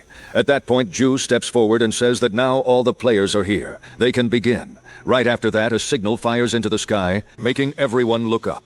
Then, through the thick smoke in the garden, two men appear. The Demon King glares at the group and furiously calls them traitors. The Demon King explodes, calling them shameless, and the Prince Elector demands to know who gave them the right to arrange a marriage on their own. He grabs his son and says, a marriage with demons will never be allowed. Holding back tears, the princess says she doesn't want to be taken away from Leon. Leon refuses to back down and stays by her side. Both fathers still reject the match, pulling Julia close. Leon swears he will marry her no matter what. Julia answers right away. She chooses him too. Their parents, fed up, ask if either of them understands how serious this is. Then Valor cuts him with a smile and tells everyone to relax. He points to the sky and says even the stars are cheering for them. Right then, someone begins floating down from above. The two fathers recognize her at once and tense up. With a grand entrance, she introduces herself, saying, "The smell of love brought her here." Then she boldly declares that she will oversee the wedding, and Mary makes it clear nobody gets to object now. Annoyed, the Prince Elector recognizes Margarita and tells her to stay out of it. The Demon King warns him to watch his mouth. She's basically a devil too. Still smiling, Mary calls herself Margarita of love and justice. Neither father looks convinced. They keep staring at the nun with open suspicion. The Demon King says he's heard stories about her, and she quickly corrects him again. Before the fight can grow, Valor steps out from behind them and says he wants to speak. The Prince Elector turns and asks what he has to say. Using his skill, Valor politely thanks them and starts guiding the whole mess exactly where he wants it. He claims the Emperor has already been told about the marriage between the two heirs. Without blinking, he adds that the Emperor fully approved it and even prepared a gift. According to Valor, all the guests have to do is show up. The ceremony is already ready. The prince then begs his father to let him marry Julia. Backed into a corner, the two fathers look at each other, both stuck. Spreading his arms, Valor proudly announces that the wedding will be held in Baston Hall. Inside, the guests congratulate the young master and admire Princess Julia's beauty. A few even whisper that she's too beautiful for him, which gets the crowd buzzing. Then, an angry guest suddenly starts trouble in the middle of the ceremony.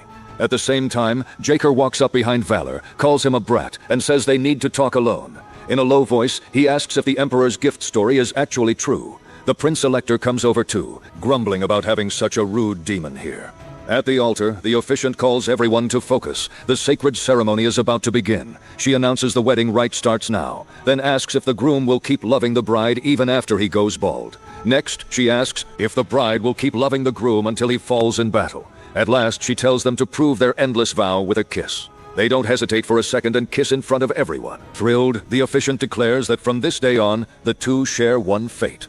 Outside, the guests cheer and thank Margarita of love and justice. Soon after, the two fathers corner Valor and demand an explanation about the Emperor's gift. He opens a scroll and reads the Emperor's congratulations for the marriage of the heirs. Then he reveals that this union is meant to calm the West. After that, he says the Empire now faces another threat, the Demon Queen. As a wedding gift, the reclaimed city will go to the newlyweds, and both sides instantly understand what that really means. Tiger gets fired up and says he'll take even more land, while Trier immediately argues back. Turning to his troops, Jer orders them to move southwest at once. Trier also calls his men to march, determined not to let the demons take everything. Still bickering, the two leaders storm out in different directions. Once things quiet down, Richelieu walks up to Valor and says what he pulled off is amazing. He admits he's shocked that Valor solved a problem that had dragged on for years in just one day. Valor says he's dealt with this kind of situation plenty of times, so it's nothing special to him. Then he points to the Lord and asks who really hired him for this job. With a side glance, he mentions Dr. Tegan as she watches nearby. After that, he says the people of Baston hired him too. Gesturing to the crowd, he makes it plain that all of them are his employers. Then he asks the Lord who the people trust now. Valor lets the question hang as he looks at Richelieu. Relu gets the message and promises to repay him, and Valor jokes that interest should be included too. With that, a system window appears and confirms Richelieu has been recruited. The scene shifts to a man's camp. A subordinate rushes in shouting for Mother, then drops to his knees and reports that Valor formed a marriage alliance with the Prince Elector. She just smiles and says Valor's move wasn't bad. Then she orders the army to move and crush Wittenbeer as fast as possible. A man named Wallenstein steps forward and asks to lead the attack so he can prove himself. She looks down on him, mocking him as nothing but Pessimut's errand. But he stays calm and waits for her decision without reacting. In the end, she decides to test him and gives him 5,000 demons to command however he wants. In front of the army, he orders the water demons to head for Wittenbeer right away, taking full command of the mission. At the same time, General Tilly is getting ready to move out with his forces. In the town square, people panic when they hear invasion is coming, and Reeves tries to calm them down. He yells for everyone to get ready to resist, but Tiffenheim cuts in and warns that they're only ordinary civilians. With the Lord away, he says they'll have to face this on their own. Then, in the middle of the nervous crowd, one citizen suddenly recognizes the famous person who just arrived. People instantly start shouting the name of General Johannes von Tilly, and the crowd erupts in cheers, sure that they'll be saved now. Tiffenheim asks the general why he isn't with the Lord. Remembering Valor's request, Tilly explains that he was sent back to protect Wittenbeer. With a faint smile, he says Valor saw this coming from the start. Then they notice the army he brought is a strange mix, nothing like a normal force. After a short pause, Tilly seems to settle on his plan and asks the crowd if anyone is good at hide and seek. The story shifts again as Wallenstein leads Aman's army as temporary commander. Confident, he says they're almost at their goal and boasts that Petzmetz's lackey will soon serve under him. Just then, a scout rides with news. Wittenbeer is completely empty and covered in trash. Ignoring Wallenstein, one demon excitedly says he can't wait to crush any enemy they find. Wallenstein snaps at them, reminds them he's in charge, and warns that their enemy is sly and dangerous. Still ignoring their attitude, he orders the army to keep moving and return with victory. The troops ride through the deserted city, and when they reach the center, one demon grumbles that the place is just filth. Wallenstein threatens his own men, saying any disobedience will be reported straight to Amand. Another demon laughs at that, and says listening to him in the first place is a joke. Scanning the city, Wallenstein notes there isn't a single person in sight, only piles of garbage. As the smell gets worse, one demon complains that it reminds him of the awful food back home. When another asks what the stink is, someone says the real problem is their own noses. Then a demon suddenly points ahead and yells that he found a survivor. Wallenstein turns toward the disturbance, and in that instant he realizes something is very wrong. The hooded figure facing them reveals with a creepy smile that this was a trap from the start. Wallenstein immediately understands the danger. The woman throws back her hood, spooking his horse and making him shout. Trying to recover, he strikes one of his own soldiers and yells for the army to form ranks. Now, at that same moment, archers line the walls with bows ready to fire. Looking up, Wallenstein realizes he's surrounded on every side. The story briefly flashes back as a citizen asks if leaving the city gate open is really smart. Tilly says the open gate will make the enemy careless, but warns that trick alone won't close the gap in strength. Crossing his arms, he shows this is only the first step in a bigger plan. Back in the present, the walls erupt as arrows pour down on the demon army, catching them completely by surprise. Tilly leads the attack and orders the second line forward. As soon as the first volley ends with arrows crashing down around him, Wallenstein realizes he was completely played. He looks back at the entrance and understands the open gate was the bait that drew them in. Then he remembers how strangely silent the city was and realizes that should have warned him. In the same moment, he figures out even the terrible smell was part of the plan meant to throw off their senses. Furious, he sees the whole operation was built to make them lower their guard. His eyes widen as he understands how trapped he is. And then he spots Count Tilly calmly watching from above. Suddenly, a whip wraps around him and yanks him hard off his horse. Holding the whip, the woman asks where he thinks he's going. Burning with anger, Wallenstein glares at the woman and tears himself free. He hits the ground and curses the cheap tricks used against his army. The woman just smiles and says her part in this battle is done. Wallenstein charges at her to finish it himself, but Tilly drops from the wall and cuts him off. Their weapons crash together and Wallenstein's blade breaks, throwing him back. Tilly doesn't pause. He lifts his sword and slams down a heavy second strike, sending Wallenstein flying. Before he can guard himself, he skids across the ground and struggles to get back up. Tilly is already on him. His sword stops right at Wallenstein's throat. With Wallenstein pinned, Tilly calmly says, "The battle is over. Checkmate."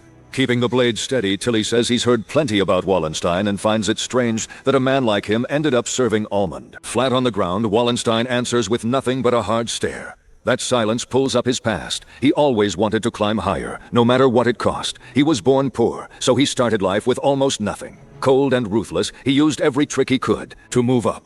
Even the lord he once served was just another step on the way. Then Tilly feels a huge wave of power pouring out of Wallenstein. Changed by that force, Wallenstein vows revenge. He swears Tilly will pay, and Tilly rushes in at once. Sword ready, he moves to cut down the transformed Wallenstein. But right before the hit lands, Tilly notices something and stops mid-swing. In the next second, Valor rides in and blocks Wallenstein's attack, then jumps high to strike from above. As he rises, Valor calls out the first form of his sword art. Power gathers into the blow as he comes down, driving the technique straight at Wallenstein. It lands cleanly and drops him in one crushing hit. Afterward, Valor lets out a long breath, easing out of the fight. Tiffenheim greets him and says he cleaned up the mess nicely. Looking at Wallenstein's fallen body, Valor says the man's shape feels deeply unnatural. Nearby, a medallion with a strange mark draws everyone's eyes. As Valor picks it up, he regrets that he couldn't turn Wallenstein into one of his vampires. With the enemy down, he orders them to tie the prisoner up for questioning. The woman binds Wallenstein with her ropes. Later back at his estate, things seem calm again in Wiedenbeer until Wall Paris rushes in, asking if Valor is safe after the attack. But the moment she steps inside, she finds something she wasn't expecting. Ritter and Dee are already there. Meanwhile, Valor awkwardly tries to explain the situation. Deer introduces herself and says she's here to serve as Valor's new attendant, while Paris quickly gets what's going on, and Valor remembers it's already time for the meeting. Turning away, she says she'll head to the meeting room first and wait there. As she leaves, she's clearly annoyed that another person has joined Valor's inner circle. On the way, Valor asks Dee who will be at today's meeting, then reacts in surprise when he hears Angela will be there too. Dee explains why, and a quick flashback shows Mary excited to help Valor with his mission. Back in the present, Valor gets ready to enter the meeting room. Inside, Jer and Trier's side is already seated on one side of the table. Across from them, Roland and the Comments representatives are waiting as well. When Valor walks in, he apologizes for making everyone wait. Then he declares that the meeting on subduing Almond will begin now. Joker impatiently boasts that his great lord already scored a huge victory. Ignoring the jab, Valor asks for an update on Rosarin and the Sisterhood instead. Roland says the sewer demons are causing serious damage. Angela adds that the convent is still trying to take back lost ground. Mary wears a sly smile, looking ready to jump into the discussion, and Angela snaps that things would go smoother if certain people stayed quiet. Then General Tilly speaks up and offers his opinion. He suggests striking Pessimut's army to turn the war around. Valor agrees the timing would be good, but says there's one big problem. It would bring down the Tomb Guardian's anger right away. Tilly understands. Valor apologizes and says he can't follow that plan. The prince asks how Valor plans to deal with the crisis instead, and Valor answers directly. He says the sewer demons keep multiplying every moment. Annoyed, Mary yells at the prince and says the answer should be obvious. Angela quickly grabs her from behind and holds her still to calm her down. Valor isn't bothered and says the question is completely fair. Then, with a confident smile, he reveals his answer. In just 3 days, he'll put an end to all their worries. The story shifts to Almond's camp, where Pessimut's underling is getting viciously cursed for failing. Amun stays completely calm and says she never expected anything from that idiot. Anyway, then the scene changes again, and Valor smiles as he says a merchant's sense of humor is better than expected. The merchant laughs and praises Valor's wit. He introduces the woman beside him and says he brought her along to strengthen their relationship. The woman, clearly annoyed, says that was never part of the deal, but the merchant ignores her. Without warning, he grabs her, making her cry out.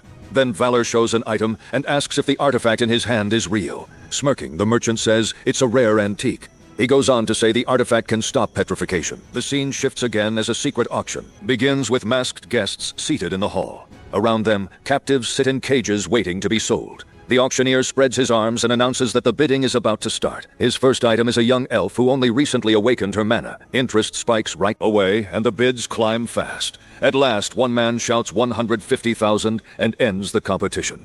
Before the next item comes out, one of the auctioneer's men interrupts and urgently reminds him about the special request they were given. A little nervous, the auctioneer presents the next item, a wooden necklace, calling it a work of art. Almost nobody reacts, and the room goes silent. With an awkward laugh, the auctioneer comments on the weak response and gets ready to move on. Then Valor raises his paddle and opens with 100,000 florins for the necklace. Excited, the auctioneer asks if anyone will go higher. A mysterious voice suddenly offers 500,000 florins. Valor turns toward the unexpected bidder. The hooded figure calmly confirms the 500,000 offer. The story briefly cuts away as Ammon turns to her servant and gives him a new order, making it obvious how unhappy she is with the current situation. She tells him to go to Linder at once and secure the item no matter the price. Grabbing him hard, she stresses again that this object matters above everything else. Back at the auction, the guests are stunned by the 500,000 bid. The auctioneer repeats it out loud and announces the current offer. Annoyed, Valor raises it to 700,000, keeping the fight going. Smiling, the hooded figure answers right away with 850,000. Feeling cornered, he realizes that if he quits now, his mother will kill him. Thinking the contest is nearly done, the auctioneer moves to close the bidding. But at the last second, Valor raises his hand again and offers 1 million for the necklace. He glares at his rival with open disgust. After winning the bidding war, he smiles while the auctioneer closes the item. Taking the necklace in hand, Valor says everything is fine now. When the auction finally ends, the staff say their farewells, thinking the night is over. As one of them turns to leave, the door slams shut in front of him. Before he can react, Valor appears at his side and grabs his shoulder, smiling as he asks where he's rushing off to. Ammon's servant mutters that this is unfortunate. He grits his teeth and stares at Valor, unable to understand how he got so close without being noticed. Now he's sure Valor is planning something. Then Valor takes off his mask and shows his real face along with his true intent. With one blow, he drops Ammon's servant to the floor. At the same time, Lena handles the merchant and curses him for what he's done. Stepping onto the stage, Valor thanks everyone for waiting and announces that the night's second main event is about to begin. A moment later, several undead goblins appear and throw themselves at the guests. Smiling at the panic, Valor calls it a lovely meeting with his goblins. One guest screams as a creature jumps at him. On the floor, the merchant demands to know why Valor is doing this. Valor simply watches the chaos he set loose. As confusion spreads, Ammon's servant decides he has to escape as fast as possible, but Lena stops him with her threads and asks where he thinks he's going. The necklace drops to the floor, and Valor walks over to pick it up. With nowhere left to run, Ammon's servant freezes. Crouching in front of him, Valor warns that the real fun is only starting. Then he gets straight to it and asks if the one listening through him is really Amid. Furious, she snarls and calls him a rat for daring to provoke her. With a smirk, Valor moves to reveal the core of his plan. Still crouched there, he asks if she truly thinks he came all this way like a fool. She is thrown off when he tells her he didn't come here blind. He says he already knows what she's hiding in her nest. Back in the auction hall, one of the goblins lets out a laugh and says their boss is furious. Someone turns toward the goblin and looks at it totally confused, not understanding any of this. The goblin says they also brought all the slaves here. Pointing at the crowd, he adds there are about 300 of them. Lena looks uneasy and says if they hadn't done this, those people would have just been sold off somewhere else. That makes her remember the time she was a slave, too. But Valor calls out to her right then and tells her to pay attention. He snaps at her for spacing out during a job. Lena apologizes and admits she got lost in her thoughts for a second. Then she asks what he plans to do with all those slaves. Pointing at them, Valor says he'll settle every one of them on his land and have her take care of the papers like it's nothing. He adds that he'll hand them over to Ravis to put them to work. Lena actually finds that funny and starts laughing, so he asks what's so amusing. With a smile, she tells him he's a really strange person. Valor then orders the goblins to take all 300 slaves somewhere safe. As Lena changes clothes, she asks if he isn't going back to Wheaton Beer yet. He says he still has one more thing to do, then tells her to call him master. After saying goodbye, she leaves and he notices she's let her guard down around him. Then he focuses on the next job. Surrounded by sewer demons, he asks if it's time to clean this up. A group of water demons glares back at him and he gets ready for the fight. He watches them and prepares for another battle, saying, "Stupid creatures always love moving in groups." A second later, one of them leaps at him with full force. Valor raises a hand, ready to wipe them out. Without even hesitating, he slams the first demon into the ground and crushes it. The others scream in rage and charge all at once. He draws his sword and readies a new version of his technique. With one smooth move, he unleashes a chain of strikes and cuts down everything around him. The impact kicks up dust and cracks the ground under him. Then he feels a much stronger creature appear and turn toward him, ready to fight.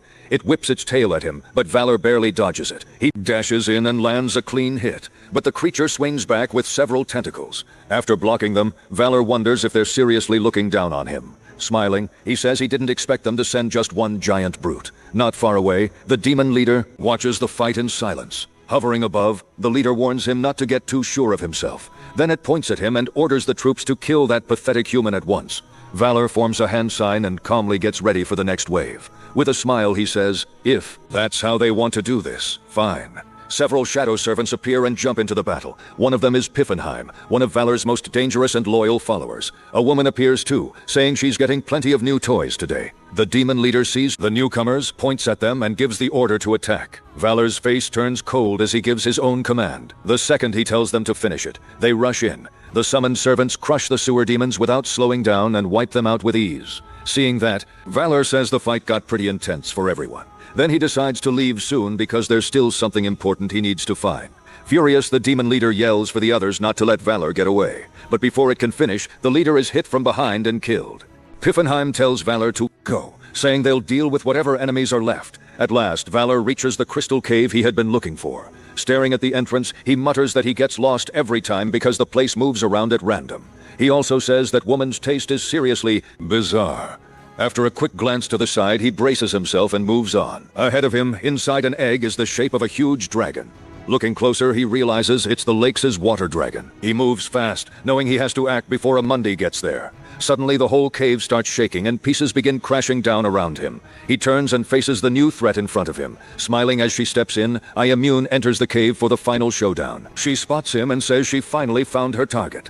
Amundi smiles, calls it a gift, and throws Valor's injured subordinate at him. Valor catches the man, his face hardening as the subordinate slumps weakly in his arms. Imbuit adds that the man was impressive and surprisingly good at giving directions. Valor quietly agrees, then says the man is still better than her. A dangerous look sharpens in his eyes as he adds that at least his subordinate was a decent person, unlike someone who walks straight into an enemy's place just to die. Her smile twists in anger. Purple power bursts around her as she calls his confidence pure arrogance, and says she has no reason to fear Silch. Dark energy spreads through her body. Scales cover her skin, and a huge snake-like tail lashes through the air. She launches forward at terrifying speed, tearing up the ground and throwing stone everywhere. Valor drops low with his sword ready, dodging the glowing purple orb. She fires at him from every side. Then Valor spins into motion and uses the Lunar Shadow Sword art, striking with Chain Crescent Slash to cut through the attacks. Golden arcs split apart the purple energy, but Amanzi just laughs, pressing him with both her tail and magic. She charges in again with crushing force and drives him back. The hit sends Valor flying across the field, smashing through stone as blood and sweat run down his face. Standing over him, Amunzi asks what gave a weakling like him so much confidence. Valor steadies his breathing and thinks he can finally see it. His sword darkens as he releases Dark Moon and lunges forward with a blinding golden slash. The strike rips through the air and Valor thinks it landed perfectly. But Amani slips past it with unnatural speed, her tail already swinging before he can fully react. Smiling, she says the attack meant nothing.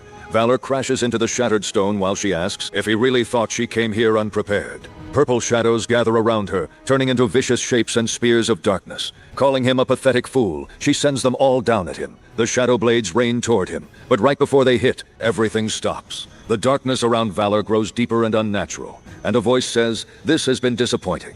A single eye opens in the black void. The ground turns into an abyss and giant tentacles rise around Valor, swallowing the battlefield into something far beyond a normal attack. Then a monstrous mouth opens in the darkness, packed with sharp teeth and a swirling, endless void. Beneath it, a pale woman in purple calmly rises among the tentacles. Valor stares in shock and blurts out that it's Abyss. Abyss says she hoped this time might be different. Though she admits Valor has lasted a long time for a mortal, Valor goes still, confused by how calmly she keeps talking. He wonders why she says so much, then thinks all these so-called Grand Lords of Darkness are weirdly chatty, while Abyss keeps speaking in vague, threatening pauses. Valor studies her more closely. First he thinks maybe she's avoiding killing him because he's a VIP, but he throws that idea out. Then he understands it's not that she doesn't want to kill him, she can't. So Valor suddenly tells them to wait. With a faint smile, he says they're missing something. Abyss silently watches as he asks if that isn't strange. He wonders why the Grey Grand Lords of Darkness would ever give anything to a tiny speck like him for no reason. His mind goes back to what he used to believe. He had made choices that shaped his road, but now he sees this whole game was hiding something insane. As a huge purple eye opens above everything, Valor realizes the real question isn't why they were attacking him. It's why they kept him alive this whole time. The great Lords of Darkness spared him for a reason, and he decides it's worth testing that path. Even hurt and bleeding, he looks Abyss in the eye and asks what she wants from him. Watching from beyond, Abyss remembers another goddess asking if she was curious too and saying they should watch the Joker. Abyss smiles and says it's exactly what she expected, then calls Valor truly twisted. In the next instant, she moves close, wraps him in her tentacles and kisses him. Amused by his defiance, she says she hopes he won't bore her. Then time starts moving again and Amanda attacks once more with purple blades of dark power. Valor cuts through them with golden sword strikes, clashing against her storm of energy. Blue system windows appear, announcing that Abyss's gift is growing stronger. His stats rise fast. His lunar shadow sword art improves, and its final form becomes available. Then a warning appears because he doesn't have enough mana. His life force will be used instead. Valor's eyes sharpen as the lunar shadow sword art reaches its final form. Amanda laughs and tells him to stop acting above himself, calling him a brat. She says nothing he does will change a thing and charges straight into his glowing attack.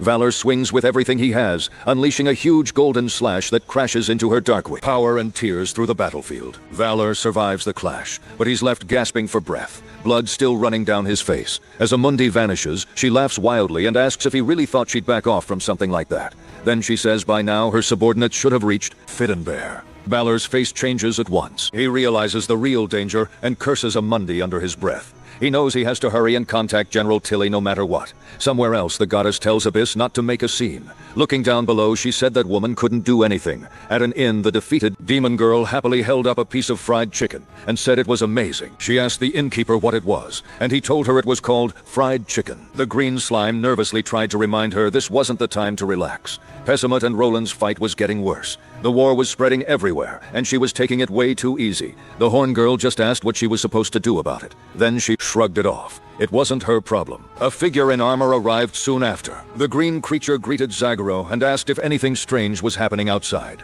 From inside the armor, the purple-haired girl said nothing unusual had happened. Then she quietly added that was only true for now because demons had already gathered outside. Fandar. Zagoro immediately asked where her food was. She got an empty plate back with a smile. The purple-haired girl froze. She knew she was doomed. In a dark, dreamlike place, Valor drifted through water and felt oddly calm. It was soft and light, almost like floating through the sky. When he opened his eyes, he found himself in bed. A small girl with antlers sat nearby. She said it looked like he was awake. Startled, Valor sat up and asked who she was. The antler woman gently introduced herself as Benevolentia Genetrix and said she was the water dragon that had been sealed inside the crystal he saved. Smiling warmly, she added that she had saved him too. Valor just stared, too stunned to speak. Seeing his confusion, she said her name was hard to say, so he could just call her Jenny. Valor repeated the name in disbelief, and when she leaned closer, he nervously asked what she was doing. Before she could answer, someone knocked and said Valor seemed to be awake, then asked to come in. Both Valor and Jenny went awkwardly still. A tall man walked in, laughed, and joked that while he wasn't looking, Valor had become a real man, blushing hard. Valor recognized him at once. He stammered out that it was Rudd. Rudd smiled, and Valor admitted he never expected to meet him in a place like this. Rudd said he was just as surprised. Jenny called it a strange coincidence that one of the purified ones knew Valor. He sincerely thanked her for saving his master, but then he remembered the emergency and shot to his feet. He asked what happened to Venom Bear. Jenny calmly said there was nothing to worry about. Rod explained that after getting a message from Schultz, they stayed in the village, briefly, and then an unknown group wiped out the water serpent demons. Valor asked if he was serious, but Rod just laughed. He told Valor to stop stressing so much, and suggested they go outside to celebrate seeing each other again. Outside, Valor saw a shining blue lake spread out before him. Jenny explained this was the true form of the purified Bowden Lake. The light Valor had returned to them. As he walked beside her, little lake spirits gathered around him. One child pulled on his cloak and said it looked cool. Another wanted to go fishing, and another asked if he was good at fighting. Jenny explained they were lake spirits who woke up when the seal was broken. Without Valor, they would have stayed trapped forever. Valor quietly said that was a relief. After a peaceful moment, Jenny admitted she had one favor to ask. Before she could say it, Valor's communicator rang. He answered, and Roland urgently said there was a problem. She explained that Pessimud had disappeared. Valor asked what happened. Roland said they raided his base, but he vanished without leaving a trace. She had already ordered everyone to search the whole area. Valor realized this was his mistake. He cursed Pessimode as a slippery bastard and knew that sharp survival instinct made him dangerous. Angry at himself for the mess, he swore he'd catch Pessimode fast and drain him dry. Rollins said she would take responsibility for now and find him herself. Valor shut that down and said he'd handle Pessimode personally. At the same time, Pessimode ran through the darkness in a panic, wondering how everything had gone so wrong. He couldn't tell if the real mistake was joining forces with Amund or letting Amund's subordinates escape. Then a red force slammed into him and sent him flying. Above him, countless red eyes opened in the dark. A terrifying presence said nothing could escape its sight. Then called Pessum a failure. Shaking, Pessum cried out to the one in the grave and begged for one more chance. The red power swelled even more. The voice said he'd already had enough chances, and failures only had one ending: destruction. Pessimud panicked and screamed for it to stop. Right then, Valor appeared and reached down, blocking the attack. Pessimud looked up in shock as Valor arrived under the red moon and stepped in front of the red darkness. Valor shouted that he had come to make a deal with the Gravekeeper. Pessimud lay nearby, beaten and trembling under the grave's pressure. The Gravekeeper coldly called him Valor and said she had nothing to say to him, ordering him to leave. Valor pushed back, saying Pessimud was trash, but if she gave him over, he'd turn that trash into something useful. Pessimud angrily snapped at being called trash. The Gravekeeper noted that Pessimud hadn't even finished his contract yet, and still had the nerve to act proud. Valor admitted Pessimud was pathetic, but said his necromancy still had value. Around them, red-eyed beasts and spirits mocked Pessum, saying possessing him wouldn't change anything. Then they turned on Valor too, calling both of them losers. That finally made Valor snap. He yelled for them to shut up and said this was exactly why he planned to recycle Pessimud.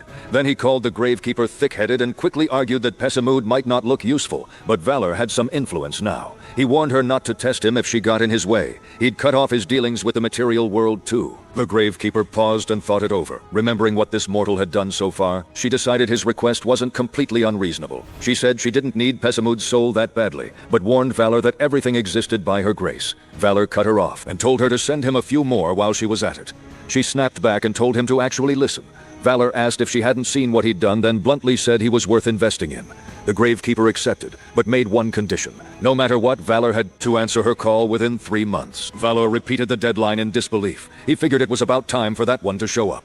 Getting impatient, he told her to stop dragging it out and hand over the spirit. A huge red eye opened, and the darkness around them turned into a flood of blue ghostly figures. The Gravekeeper explained that all those spirits once carried her mark, and she would give one of them to Valor. Looking over the fierce spirits, he dryly said they definitely looked dangerous. Then he spotted one in particular and called out, "Shocked Val Paris." The Gravekeeper pointed at that spirit and declared that from now on, Azel would serve Valor. He panicked and asked her to at least explain who that was. But the pale blue spirit slipped into the jewel on his chest before he could refuse. The Gravekeeper said that was enough, and reminded him to keep his promise. Valor called out to her, but she cut him off, saying she'd said enough and would take care of Pessimud too. Wrapped in purple energy, Pessimud dropped to his knees as she told Valor to do whatever he wanted with him. A moment later, Valor was alone in the forest, staring ahead in silence. Then he screamed for her to come back, but she was already gone. Later, at Gross Glockner, a huge crater-like arena had been prepared.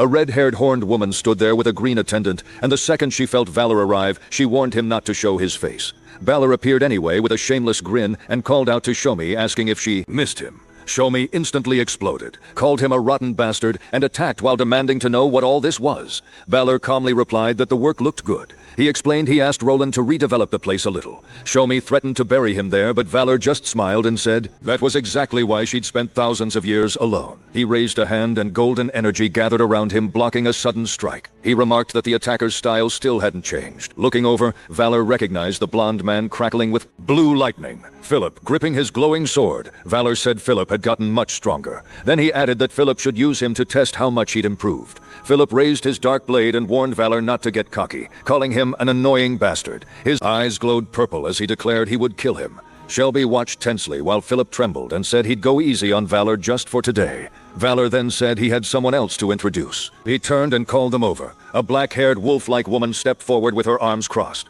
Shoei immediately demanded to know who she was. Valor explained that from now on she would be making an undead army for him. The woman quietly introduced herself as Pessimut. That stunned both Philip and Shui. Shui blew up and asked what kind of mess Valor was causing now. He raised his hands and told her to calm down and listen. He explained that the war was about to grow much bigger. Their enemies weren't normal demons raised by darkness, but some hidden force they still didn't understand, so they needed an army, too. Shui admitted Valor always knew how to talk. Valor said Pessimut would work as an undead production unit. Pessimut explained that because of the contract, her power wasn't what it used to be, so she needed help. Valor looked at her coldly, and she snapped at him not to look at her like garbage. Valor laughed, called her pathetic Lucermut, and summoned several shadowy female spirits from blue flames. He introduced them as Gundia, Alda, Kaldura, Fugal, and Hiju, then asked if that would be enough. Pessimut lit up, thrilled to work with forces like those. Valor thought it over for a second, then decided that if they were doing this, the place needed a new name. He got everyone's attention and announced that from that day on, the place would be called New Undead City. More solar. Shui instantly blew up, asking who gave Valor the right to name it. The little monsters loved it anyway and started cheering for more solar. Soon after, a report came in. The subjugation was over, and Amanda, the Water Demon King, had been defeated. Back in the imperial capital of Wen, the Emperor openly praised the Marriage Alliance for calming the West, then gave Valor credit for taking down the Water Demon King who had terrorized the Southwest. He said he deeply admired what Valor had done, and hoped even greater achievements would follow. Then he formally announced that night Valor said Valor would be raised to the rank of Count. Kneeling on the red carpet, Valor accepted the title. Later at the banquet, Val Purges said she still couldn't believe he'd become a Count, and she corrected herself and called him Count Baravan and Valor. Valor gave an awkward smile, and she pointed out how unusually well-behaved he was acting. He said he didn't really have a choice on a day like this. Then his hand touched his chest and he felt his necklace suddenly start to vibrate. Val Purges said using a major figure from the Western Empire to hit Ammon was exactly his style. Valor denied it and said he just got lucky. But she shut that down right away. This wasn't luck, it was his skill. Nearby, Sion watched the whole exchange, getting more and more annoyed. A second later, Cologne marched straight over in a rage. She demanded to know how he had gone so long, without contacting her, and asked if he had any idea how long she'd been waiting. Valor could only blurt out her name in surprise. Cologne's voice shook as she asked if he didn't need her anymore. Before she could say more, Dalpurgian stepped in front of her and said she wouldn't be going any farther. Cologne snapped back, asking who she was. Dalpurgian calmly introduced herself and said she had come to serve the Count. Cologne went still, stunned to see yet another woman at Valor's side. Seeing things getting worse, Valor raised a hand and tried to calm them down. Kalani shot back, asking why she wasn't acting like a proper senior. Just then, Roland appeared beside Valor. With a teasing smile, she said, being so popular was truly a sin. Wasn't it, Count Valor? Valor panicked and stammered her name. Roland just smiled wider. She called his reaction cute, then got to the point. Roland reported that the last of Pesimote's forces had been wiped out. After that, she asked whether Valor had found that girl. Valor glanced briefly toward Pesimote and said he'd explain later. Rand replied that she trusted him completely. Valor then asked if Pesimote's territory could be handed to Cologne. Rollin said she had already been thinking the same thing. Valor thanked her and explained that Cologne had always been first in line anyway. As the Demon King's only direct blood relative, she should be treated properly. Roland blushed a little and admitted she felt jealous. She said she'd been working hard too, then leaned in close and suggested the two of them should just settle their relationship already. Before Valor could answer, Roline suddenly jumped into his arms and urged him to stop dragging it out. Valor went completely stiff. The sudden hug left him speechless. Cologne, D'Artagnan, and the others all froze. Cologne stared at them and demanded to know what they were doing. At once the mood around the women turned dangerous. Feeling killing intent from every side, Valor nervously called out to them. Luckily, a knight rushed in and announced that His Imperial Majesty was calling for the Count. Valor instantly grabbed the Ani chance to escape. He said he had to go at once since the Emperor had given him a special task. As he followed the knight through the halls, he let out a breath and thought he had almost died back there. The knight dryly said, "That must have been hard." Valor thanked him and kept going. In a dark chamber, Valor knelt and respectfully greeted the Emperor. The Emperor said Schwarztool had told him Valor needed help. Valor immediately understood this had to be what Shui meant when she said there was someone reliable he could lean on. Then an odd presence made itself known in the room. Feeling that heavy pressure, Valor wondered if this person really was who he thought. The old man said he would help Valor as long as the Empire's balance stayed intact. He also revealed that this was one reason he had arranged for Valor to receive the title of Count. Valor was shocked that someone this powerful had been so close the whole time. Then he realized what he was dealing with, a dragon. The moment he recognized it, Valor understood everything. The Emperor praised him for figuring it out so fast. The Emperor said this setup had let him enjoy himself lately, meaning the Empire had stayed stable. He explained that Ammon's recent actions had thrown everything into chaos, and the Empire had shaken in fear because of her.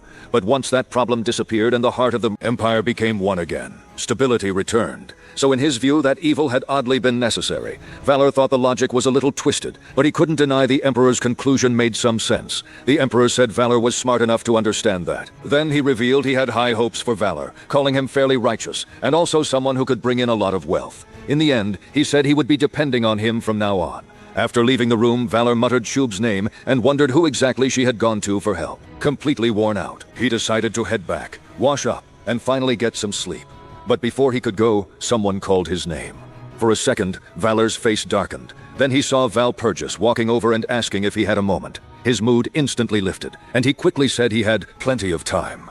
Meanwhile, in Munich, the capital of Bayern, two guards stood watch at night. One of them yawned and the other immediately snapped at him for nearly falling asleep on duty. The tired guard apologized, but his partner warned him one more slip could end his military career. The sleepy guard brought up the Prince-Elector's condition. His companion quickly told him to watch his mouth. Then the guard asked if he'd heard the rumor that the Prince-Elector's worsening health was caused by a curse. The tired one laughed it off and said he was only repeating gossip. But the other guard angrily said he talked too much for someone on duty. Right then, a dark figure moved through the night. Blood flashed and one guard was cut down before he could even understand what happened. The other guard trembled and shouted, asking who was there. A knight in black armor stepped out of the shadows. Red eyes glowed under the helmet and killing intent poured off him. With a bloodied sword in hand, he coldly said things had gotten far too soft while he was gone. Then he added that it was a shame for his brother. His sword fell again and blood splashed as the night went quiet. Later, during a night festival, Valpurgis walked beside Valor and happily said a festival was going on. She admitted that was the real reason she wanted to come with him. As they walked through the crowded streets, Valor briefly thought this felt like a date with Valpurgis alone. He immediately pushed that idea away and refused to think of it that way. His thoughts went back to when he'd carefully asked if there was any news about the Prince Elector. Valpurgis lowered her eyes and apologized, saying her uncle's condition had been weighing on her lately. Feeling embarrassed, Valor admitted he felt silly for getting excited when things weren't even going well.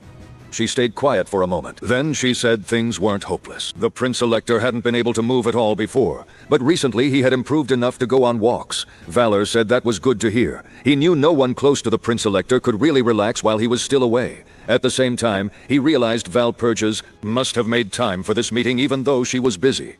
After a short silence, she suddenly started to leave. Valor began to answer, thinking she had something urgent to handle. Valpurgis called to him and said she had to go right away. Seeing the look on her face, Valor asked what happened. Valpurgis told him a rebellion had broken out in Munich. Valor blurted out his shock at how sudden it was. He immediately wondered if the rebels had picked this moment on purpose while the Prince Elector was away. Realizing how serious it was, he said there was no time to lose and offered to help, saying even from Wiedenbeer he could still support her. Valpurgis refused. She said she would go alone because this was a family matter.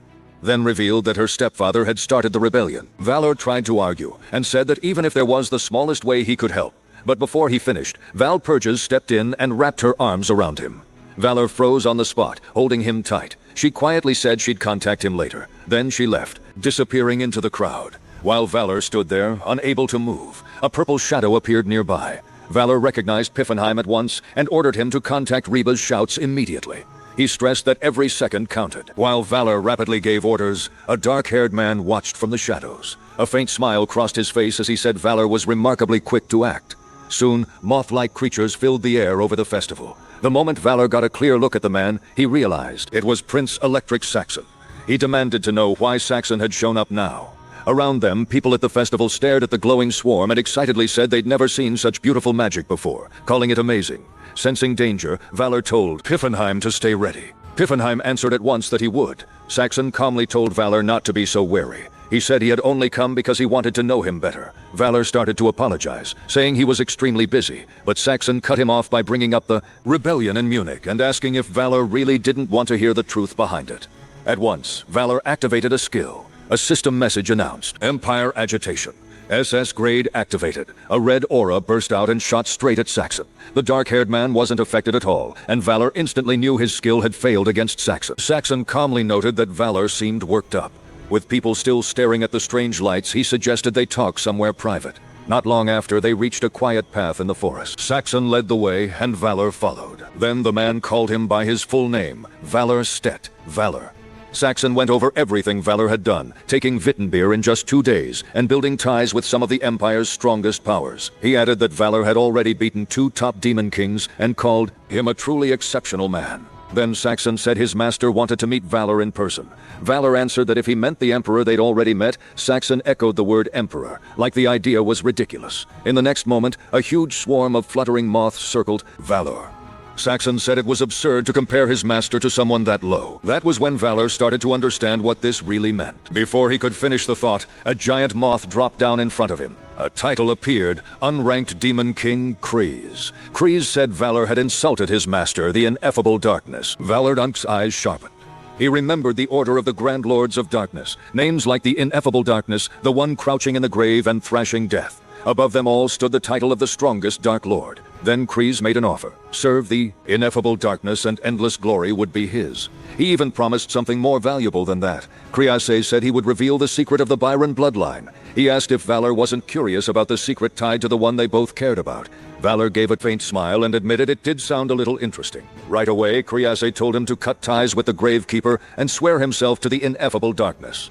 Valor didn't answer. He suddenly rushed in and brought his sword down with explosive force. The blow slammed into Krease's barrier. Fire burned in Valor's eyes as he declared that next time they'd have to beg just for the right to speak.